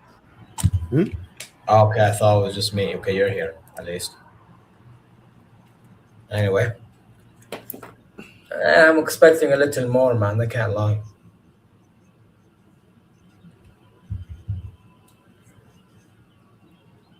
I'm not a big fan of Ghana, bro, when it comes to how they play.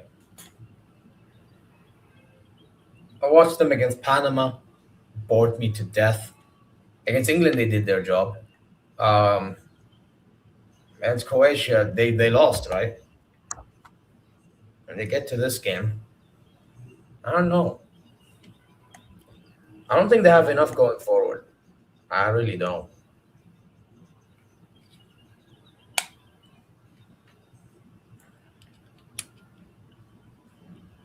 Yeah, they lost 2-1 to Croatia, yeah. I don't know, man.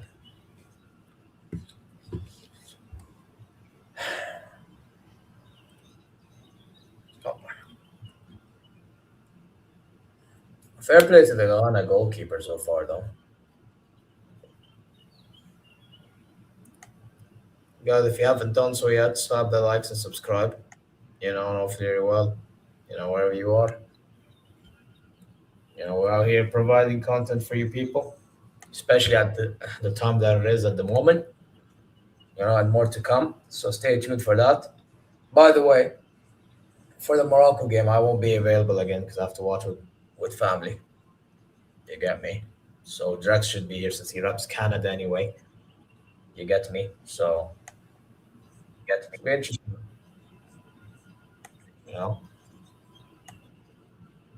Who, Ghana? Bro, Ghana have... I know Partey and what's his name? Semenyo. They have... Apparently Qaddus was injured. Qaddus. Who else do they have? Who else do they have Kudus, but they have Kudus, but not he injured, so he injured, so he's not there. But I don't really know him midfield so well. Jordan, they have Ayew up front, but they just I don't know if they take him off. I don't know if he's still on the pitch. Oh, they have Inaki Williams. I didn't notice him today. They take him off just now. Yeah, I did not notice Inaki Williams, bro. That's a He was playing on the right wing. He was playing on the right wing all the time. Yeah. But without Kudus, bro, they don't have a player in the midfield to really grab the scuff of the game to drive them forward. So they're losing. They lost a big offensive gear. You know what I mean? I think they're missing a Qaddus in the attack. Because Semenyo, as good as a finisher he can be, he doesn't do enough to get into the positions to score, if that makes sense, on his own. He needs somebody to create for him. Like, that's just how I see it. And then as for Ayew, he's played in a couple of tournaments for Ghana over the years. So he's starting to age. Yeah. Partey is very good. Party's been very good for them, to be fair. No matter what you think of the guy. So yeah, I mean,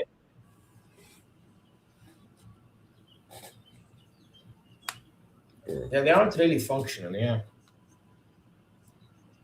Yeah, when they had Asamoah Gyan, for example, or when they had Suleiman Tari. Do you remember them, Mark? This team not functional, bro. This current team here, this current Ghana team, they don't have a focus. They're playing all over the place. You know that, and yes, you might have talent on the right wing, you might have talent on the left, you might have talent, but you have to start with a direction. And they look like they're trying to do it all, but they're not really getting it done because they don't have anybody to really dictate the pace of the actions. You know what I mean? Focus the actions. And when they do, and without a player like I mean, I expected Semenyo to provide that leadership in attack, to give Ghana that. I'm not gonna be able to. I'm sorry, but he's a guy that you need to make sure you find him in the right position to score. That's what it is with Semenyo. He'll do stuff once in a while, but it's very rare, bro. Very rare. You get me? So, but yeah, let's see if they can come back into it. Because hey, listen, one thing I'll say is Colombia, they haven't scored another goal. So they need to score another goal, otherwise, because we've seen teams, bro, Mark. You know, not just World Cup, in general, you could play not amazing and be back into it because the other team ain't clinical.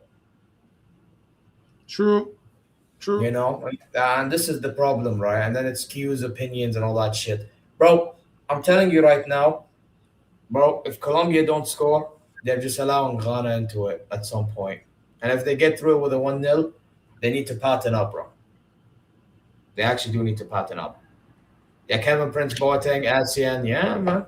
Bro, they need to tighten up his joke, bro. Bro, by the way, Ghana, realistically, I'm being fair, technically should have been the first African nation to make the semifinal because they got robbed by Uruguay.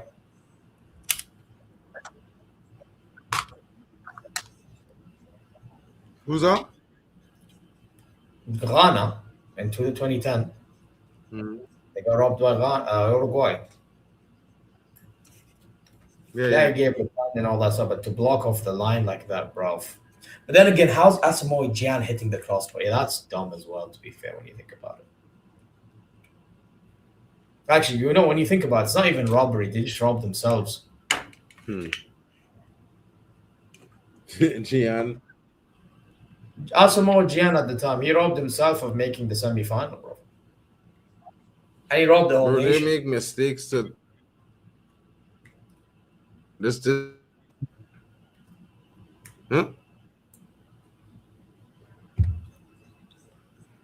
Not only that, but this current Ghanaian team, they're nowhere near as good as they should be. Yeah. They didn't even make AFCON, by the way. No, there he is. Quintero. There he is. The man who you rate. Quintero is coming out.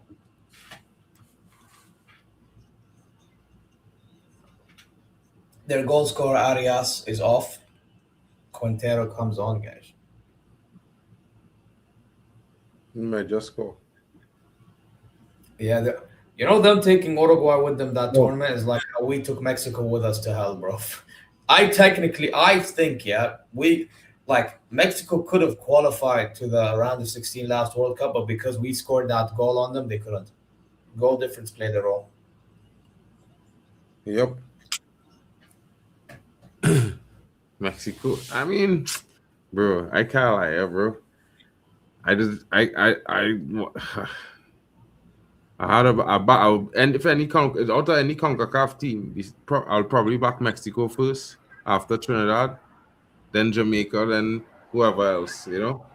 But the Mexican team, bro, they're like they have two different ways they just play, and this team is not the most talented team.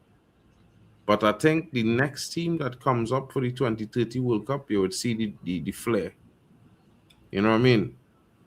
Because they're already playing good as it is. It looks like that generation of Mexican players coming back. the ones with all the talent, the dribbling ability, and that kind of thing. I think what's getting through this tournament is the fact that they're hosting, man. Oh, they're strong still, yeah, bro. Like, so they'll play dirty football if they have to, and they're real good at that.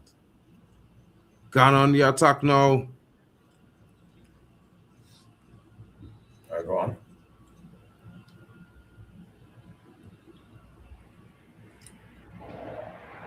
Cross comes in. Clearance by Colombia. Colombia now breaking in a counter. Breaking quickly.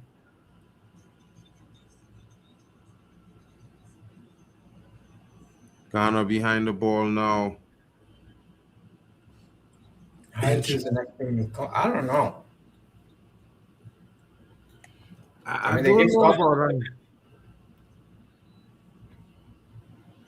Yeah, Haiti are good, bro, but bro, CONCACAF, you want to see a whole evolution in CONCACAF, yeah, bro. It will be difficult for Haiti to qualify for the next World Cup. Just as difficult as it will be for Canada to qualify for the next World Cup. You know what I mean? Even USA might struggle because teams like Jamaica, Trinidad, Curacao, you know, they are definitely showing revivals, showing strength, showing newness. You know what I mean? And a lot of talents from Jamaica, young talents playing in Europe right now. Same thing with Curacao playing in the Dutch league. Same thing with Trinidad playing across the different various European leagues. So Haiti is the one team that they have a generation. This generation right now of players that they have very strong. The generation coming up underneath them struggling at the moment in the youth leagues, in the youth tournament qualification.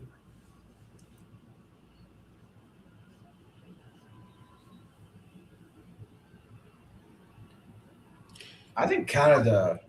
I think Canada's growing fast, if anything, bro. Before Canada, they are big nations, bro. Like when you look at Canada, USA, and Mexico, you know what I mean?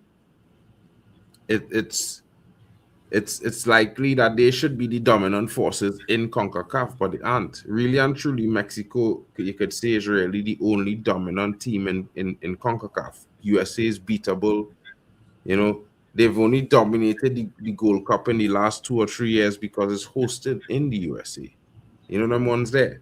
There's got good rubbery green from the referees. I can't lie. So this all happened since the US FA president became the president of CONCACAF. They host most of the tournaments in the USA now, which is not really should be happening. It should be spread around because the Gold Cup used to be hosted by the Caribbean. It used to be hosted in Mexico. It used to host in Canada. But now all the Gold Cups hosted in Mexico. Curacao is get all the players from the Dutch league, you know, bro. So like Curacao team will steadily improve. This team was really quickly put together, I would say.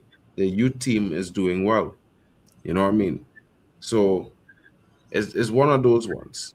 So traditionally, the strongest teams in CONCACAF was really Mexico, Jamaica, Trinidad. USA was the top 4 teams in CONCACAF. And then in the last 20 years you would see Costa Rica there, you know, and Cuba. What happened to them? Costa Rica at one point was growing, man. Sanctions, bro. Sanctions. When they had Keylor Navas and what was that brother's name? I think Ruiz. And what was the other guy? Well, I forgot. I want to look back at North America is CONCACAF. And CONCACAF never hosted the Copa in the USA ever, SSB. The CONCACAF Current Bowl will never host the Copa in the USA. The Copa is always hosted in South America. They don't need to merge. They never needed to merge. South America is a big nation. Brian Ruiz, Joel Campbell. Bro, yeah, bro. How have they fallen? I don't know, but Keylor Navas, of course. You know, the Gold Cup you're talking about, bro, not the Copa. The Gold Cup was in America in 2024. No, Gold Cup was last year because we got invited to it. I remember like the Saudi national team got invited and we didn't even play our full squad because Hilal players played in the Club World Cup. We were terrible, by the way. How we made the knockouts, I still don't know.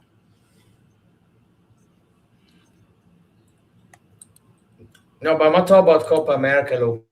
Oh yeah, they said the Copa was co-hosted by CONCACAF last in 2024. But yeah, I don't think they're gonna merge CONCACAF with. By the way, both the Gold Cup and the Copa America in the last 2 years has been in the US, and now you have the World Cup. This is why it can't be hosted there because of the refereeing problems, bro. I remember we did coverage on that, and when it was hosted there, the problem was USA wasn't getting carded, Canada the same. Any team tackled them was getting immediate yellow cards. Like, I don't want to see another Copa in the USA, bro. That's mad. That was mad, bro. That's like this World Cup, bro. I hope they don't give America another World Cup. Look at this guy. Let me. This guy knows me, bro. Opa gonna have to make Brown. Time to teach young Brown how to be. Look at this guy, man. That's mad, bro. Is Jonathan Tarman should be blaming for anything that happened to Germany in this World Cup. No. But he has an Upamecano. He's on an Upamecano hype train, bro. Bro, Upamecano is that guy is more clumsy. He's on an Upa hype train, brother. Long story short, me and another guy, big up Lewis, we have a thing against him and another guy, on Upamecano. Me and the other guy, Lewis, we are basically saying this guy, yes, he may be good, but he has bozo moments in him. These man back him to the moon, bro. Bro, this guy had the most bozo moments. To be fair, he was unreal last season. I'm not gonna take it away from him, but brother, let's be honest, I need to see more. I need to see way more. Because my thing is, he has all the attributes, but the problem is his mind is fucked in the head at times. You get me? Like, he'll have like these moments in which he has the ball, he thinks he's comfortable, so he can pass back and it's soft. Next thing you pause, and then next thing you know, you see Vinny 1v1, you know, and then another day he scores. You know what I mean? I'm not a dirty hater, bro. You know what I mean? We're just speaking facts, bro. You know what I'm saying? But bro, listen, man, I'll tell you this. I think Opa has had a pretty good tournament so far. Yeah, he has not any bozo moment in the tournament, bro. We're not trying to say he's not a decent center back. I think he's a very good defender, but it's just, again, the mentality aspect needs to be fixed up a little bit. Because he's fixed it up already a little, but just need more polishing. Polish that a bit more, and now you have near complete defender. So, yeah, man. And I want to see, bro, listen, yeah, you see when they try to say more near complete, he will always have a bozo moment in him, bro. I just hope it's not I don't know, man. Let's see. I can only wait and see. I can only wait and see. Painfully average, bro. This game, listen, yeah, to be fair, I wish this game was before the Argentina game, because the Argentina game was so good, yeah, bro. I swear to you, yeah, bro. This game has provided no sort of level to really say come close to the Argentina performance before. By the way, quickly, Hokage, hard luck for Iran getting eliminated the way they got eliminated, bro. Bro, I'm gonna tell you something, yeah, bro. I mean, I'm not really against Infantino, but just because of what happened to Iran, I think he needs to be sacked. That tournament was in America. You already knew where it was going regardless. Nah, bro, like that should never happen. Like, I mean, I thought that they would have swapped them with a team from New Mexico. I agree Infantino's a fraud, but oh my god. Man said the French dictator bends the knee, bro. Pack it up, bro. Wow, whiskers away there. But you know, let me tell you something, bro. If you wanna know how Infantino could have make things right, he could have just switched them to the to a group that was playing in Germany, in Mexico, so that they would have played. You don't even need to do that. You could have just changed the location of games. Bro, you didn't have to change the location of the games. Just swap them with our next team. It would have been easy. There's so many teams that have that countries have good relations with the USA that could have swapped over. Yeah, just swap it and put Iran in Mexico, and they would have been fine. All the players. Yeah, but Iran is okay with Egypt. They're okay with New Zealand. It's not about the teams, bro. No, I'm talking about. Listen, if you swap Iran out of the group, then they play all the games in Mexico. The end. You don't need to swap their games. You understand? Because all the teams would just play in the USA. The end. Iran would have played all their games in Mexico. You understand? I said Iran never had a chance. That's a lie, because they were literally last game of the group stages away from going through. That's a lie. Facts. But I just think that they should have played in Mexico, bro. They should have just swapped them. Yeah, they should have. We're not disagreeing, but you don't need to switch groups for that. It would be a logistical nightmare to make every other team in the group drive to Mexico to play against them. That's mad. That is bullshit. No, my point is, you see that Group G, like Belgium, Iran. Bro, all those teams should have been located. Okay, listen to me. Should have been located the same way that Group A was located. See how Group A, Mexico's group, everyone played in Mexico. Why didn't you? Yeah, but that's because they were. Listen, this is what not only Group A played in Mexico, bro. Group A. By the way, some teams travel from Mexico to US to Canada. That's not the problem. The problem is, bro, Iran specifically, all their games should be in Mexico. Period. Yeah, but like I say to you this, bro, it's 4 groups was in Mexico, 4 groups was in USA, 4 groups was in Canada, right? All I'm saying is that they should have had Iran. America, by the way. No? Most was in America, few in Canada, and a few in Mexico. Not all. Like, I'll give you an example.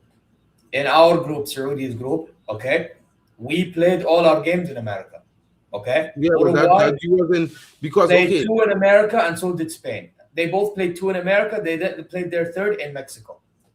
Yeah, that was always going to happen. But what I was saying to you is that 4 groups was based. This is how it was based. They based 4 groups in Mexico. They based 4 groups in the USA. They based 4 groups in Canada, right? So all I was saying is just swap Mexico into a group. You can't swap Mexico because Mexico's host. No. Mexico swap. You swap Iran into a group that was in Mexico, and they play the games in Mexico. The end. If you want to put them Group A and put Korea, let's say, in Belgium's group, that's another way to go about it. However, because that's also simplistic.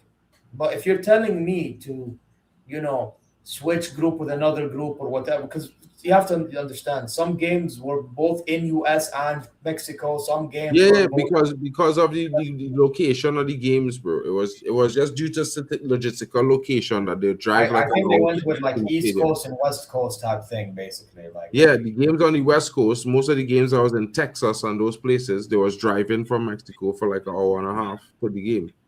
Yeah. And then our group was literally East Coast and Mexico Central. Literally, that was our group, the Saudi group. 100%. The Morocco, Brazil group was also East Coast, I believe. And then you have Argentina's group. I think most of it was West Coast, for example. America's group was West Coast. Literally. Yeah. Because of where the locations was. You don't understand how the country is cut into thirds. Where the bro, I know, because I've traveled to America, bro. I went with family on a road trip from East to West Coast, bro. Trust me, if anyone's gonna know about America that's not American, is me. What I'm trying to tell you, okay, is that they did it based on East and West Coast geographic location. Yeah. Because that's where they have Canada, one in Mexico. Yeah, because that's where they have the main. That's where they have the main roadways that you could access direct from Canada and from Mexico into the US. So that's how they did it like that.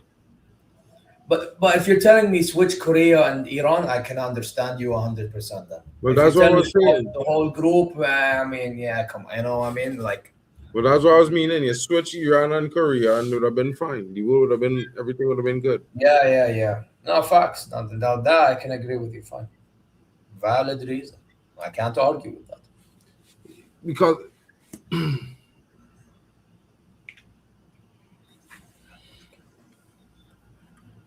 Spain group was no Spain group. Okay, yeah, it that's was exactly where Spain group was. But you see, because of the logistics, where the lines is in between states, it's how it is, oh bro. wait, Because he it was said on the Texas, extreme Florida. coast Yeah, of Florida. Texas was our game against Cape Verde, and then Florida was us, Uruguay, and Uruguay, Cape Verde, and Atlanta. You forgot Atlanta. You forgot Atlanta, and I think Spain, Uruguay was Guadalajara. I think. Atlanta is by Georgia. There, that's next. That's right next to Florida, bro, on Yeah, state line. East Coast. I told you it's East Coast. Yes. Oh man, this was a pain, bro. To be fair, like they could have just, bro, sweaty. Ghana doesn't make this game a fucking contest, bro. Pissed off. Yeah, I'm not gonna. This is a boring watch.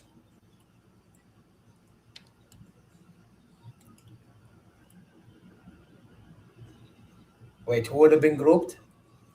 Wait, who are you talking about again?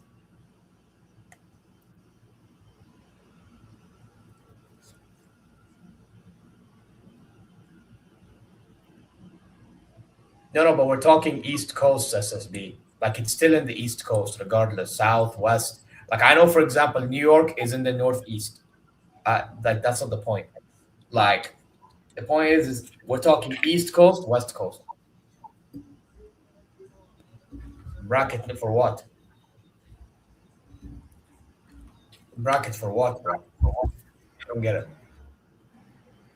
Oh, bracket for rounds. Oh, what? You want me to do a preview for round 16?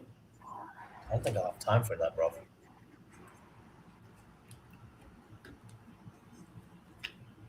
If I had to pick a team that would advance from each game, let me see. France, Paraguay, France. Morocco, Canada, us. I think we beat Canada. Penalties. You say you don't, yeah, I know, but you're being a hater, so I'm not taking you seriously. And then you have who else is on the other side? Oh, Spain, Portugal. That's a tough one. Portugal, because they've beaten Spain at the Euros just last year, bro. Not Euros, Nations League. Get it right, but I get what you Still mean. beat them, and everybody. You know what? You know what? I'll be a bit different. I'll say Portugal just because I don't know. Spain hasn't really moved. But I said Spain won the tournament, bro. But they haven't really moved me, Spain. I can't lie. They looked better second half, and then, oh, how do you miss that? Oh god, When they're moving mad. how do you miss that, man? How do you miss that? Oh, this is like I can't lie, bro. I'm sorry to the Ghana fans. I'm just hoping you don't score at this point, bro. Like I said. Yeah, Ghana has been poor, bro, and Colombia hasn't been great neither. Let's be honest. I know you want to defend because Argentina played them potentially. This hasn't been great, bro. I'm not even about to defend them, bro. They I don't know what they did in the second half, bro, but they certainly didn't crumb off this game and end it, bro. You understand? Yeah, Colombia needs to kill off this game, bro. Because I'll tell you what, Argentina, and you're letting Argentina in even if they don't play great. They need to show more spirit against Argentina. But this is a bit iffy. Because they can, to be fair, give them a game. But anyway. Bro, they are going to come up against Argentina in a different way, bro. What? It's going to be war. I hope so. I hope so, but... Trust me, bro. Oh, my God. Big save, bro. Yeah, I think, okay. I'd say Portugal for the sake of it, but again, I could see Spain beat them as well. It's a tough one. And then US, you know what? I think Belgium escaped US, you know. Nah, US beating them bad, bro. No, do you know why I say Belgium escaped? Because Balogun's going to be a big miss. No, Balogun might be a miss, but they have a striker who's better than him, bro. The youth man who's play is actually Wait, who that Pepe guy or whatever his name is? No, not Pepe. He's playing number 10. They have a youth man up front. I can't remember his name. Maybe they have to play Tillman up top. I think Tillman can play up top. Nah, they have a youth man that was playing in the friendlies and he was scoring some dread goals, bro. Yeah. Yeah, but Belgium are a good team, but let me tell you something. USA, in terms of attack, they're very good. They got Timothy Weah coming on the wing from Juventus. Timothy Weah is very good. I think Belgium will edge US personally. Yeah, they're Ah, very bro. sneaky. I'm telling you, Sneaky they're. is cool, but let me tell you something. On the pitch, you see Timothy Weah, bro, a game like this without Balogun, he is going to turn up, bro. I promise you. Oh, you think Weah plays up top? Weah, they will either play him up top or play him on the wing, and he will turn up, bro. I promise you. He's just that kind of guy. In the big games for I America, said we don't Weah rate is Ricardo very cool. Papi. Oh, I think that's what we mean. Ricardo Papi or whatever the hell his name is. Yeah, but Ricardo Pepe playing in the 10, bro. They have a next striker. Yeah, a tall youth man with blonde hair. He ain't play yet. He come on as a sub in one game. I think Belgium sneak a 1-0 win or something against Ben, the 1-0 is not enough for USA, bro. Not this USA team. Not in this tournament. This USA team has been scoring goals. They need somebody like I think Balogun has been clinical for the US to a degree. So you can't. Who will cook against Robinson, bro? Robinson, who does bat up Dogu for Fulham every season. Nah, but if Trossard plays and puts crosses into the box, at some point they'll get one. Bro, America is good in the air, bro. Like what we doing here? Like, I don't like America, but I telling you, bro, if you're hoping that. No, by the way, I think what's our captain's name, Reem and Omar Richards, they've been good for them. They've been good for them, but that's not the point, bro. Bro, Belgium is dead, bro. America is. They are dead, but they can be sneaky despite being dead. This is what you fail to. Again, you need to understand today's football. Okay, like unfortunately, because of how the game is, you can be so dead, and if a team just is not clinical, there is a lifeline for that dead side.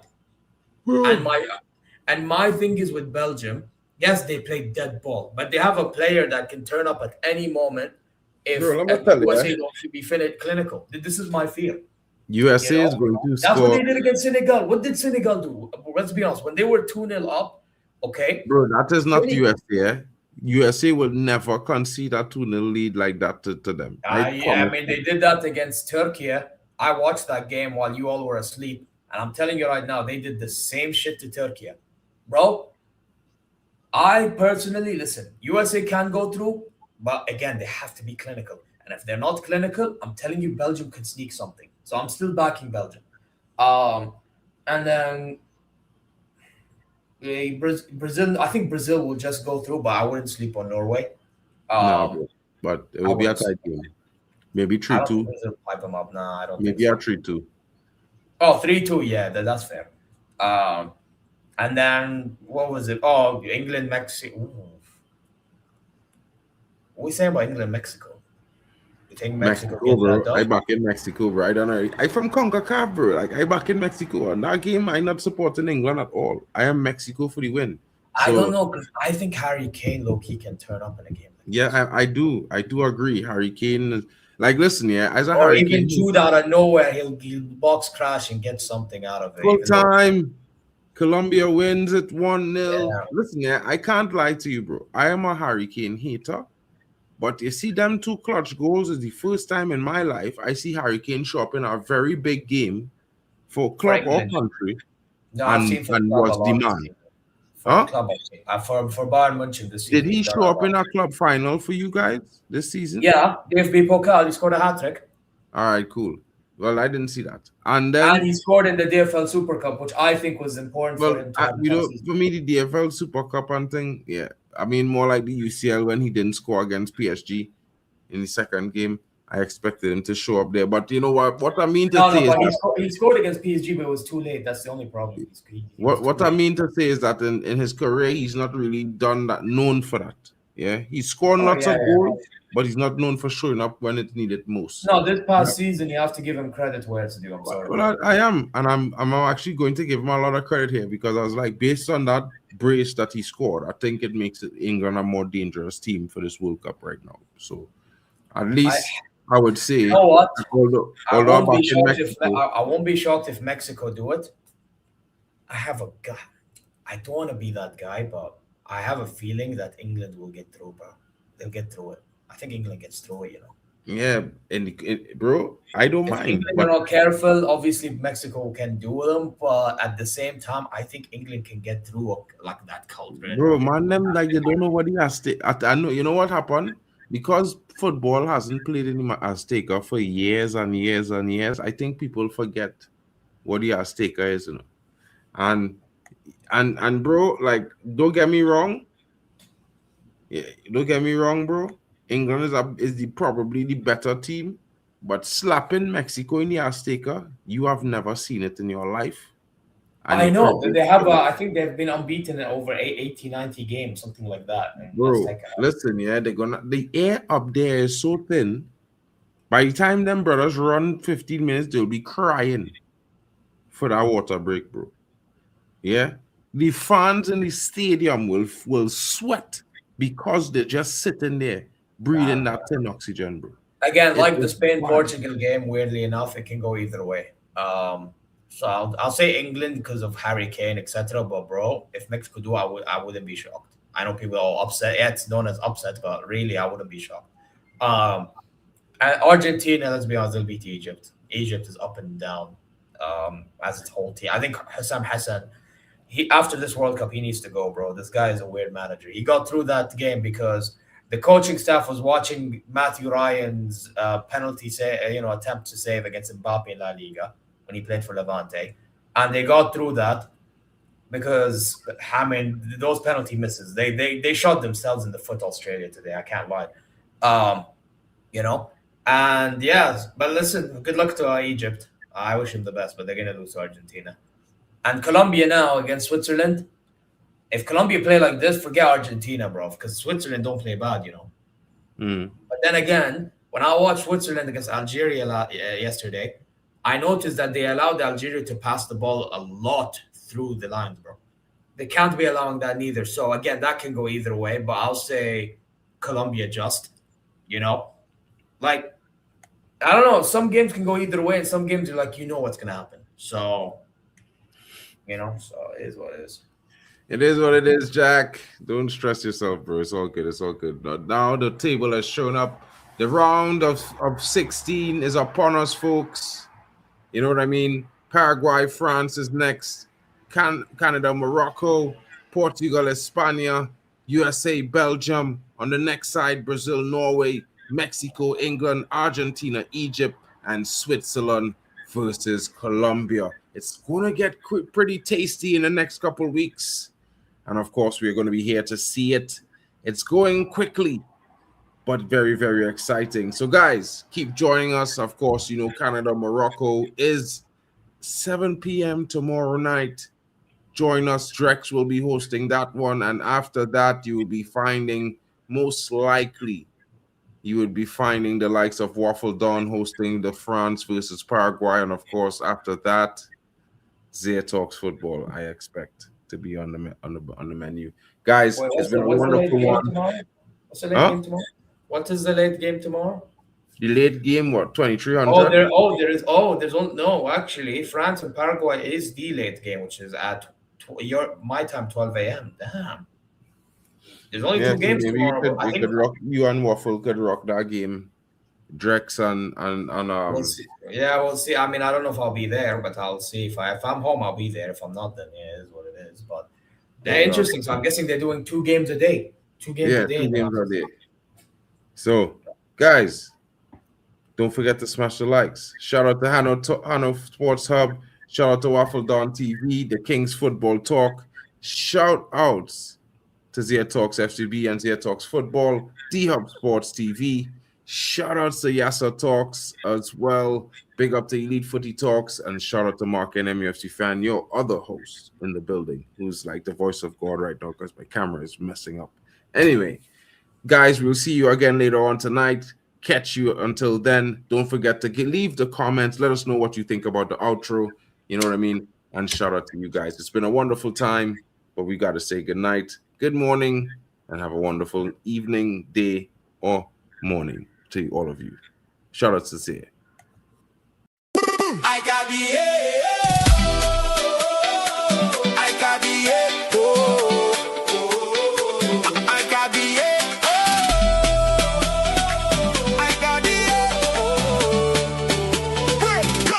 2026.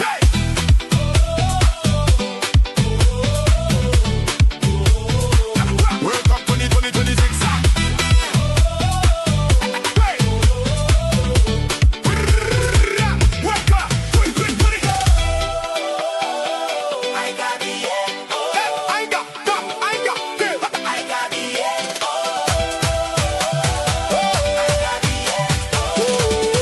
World Cup 2020.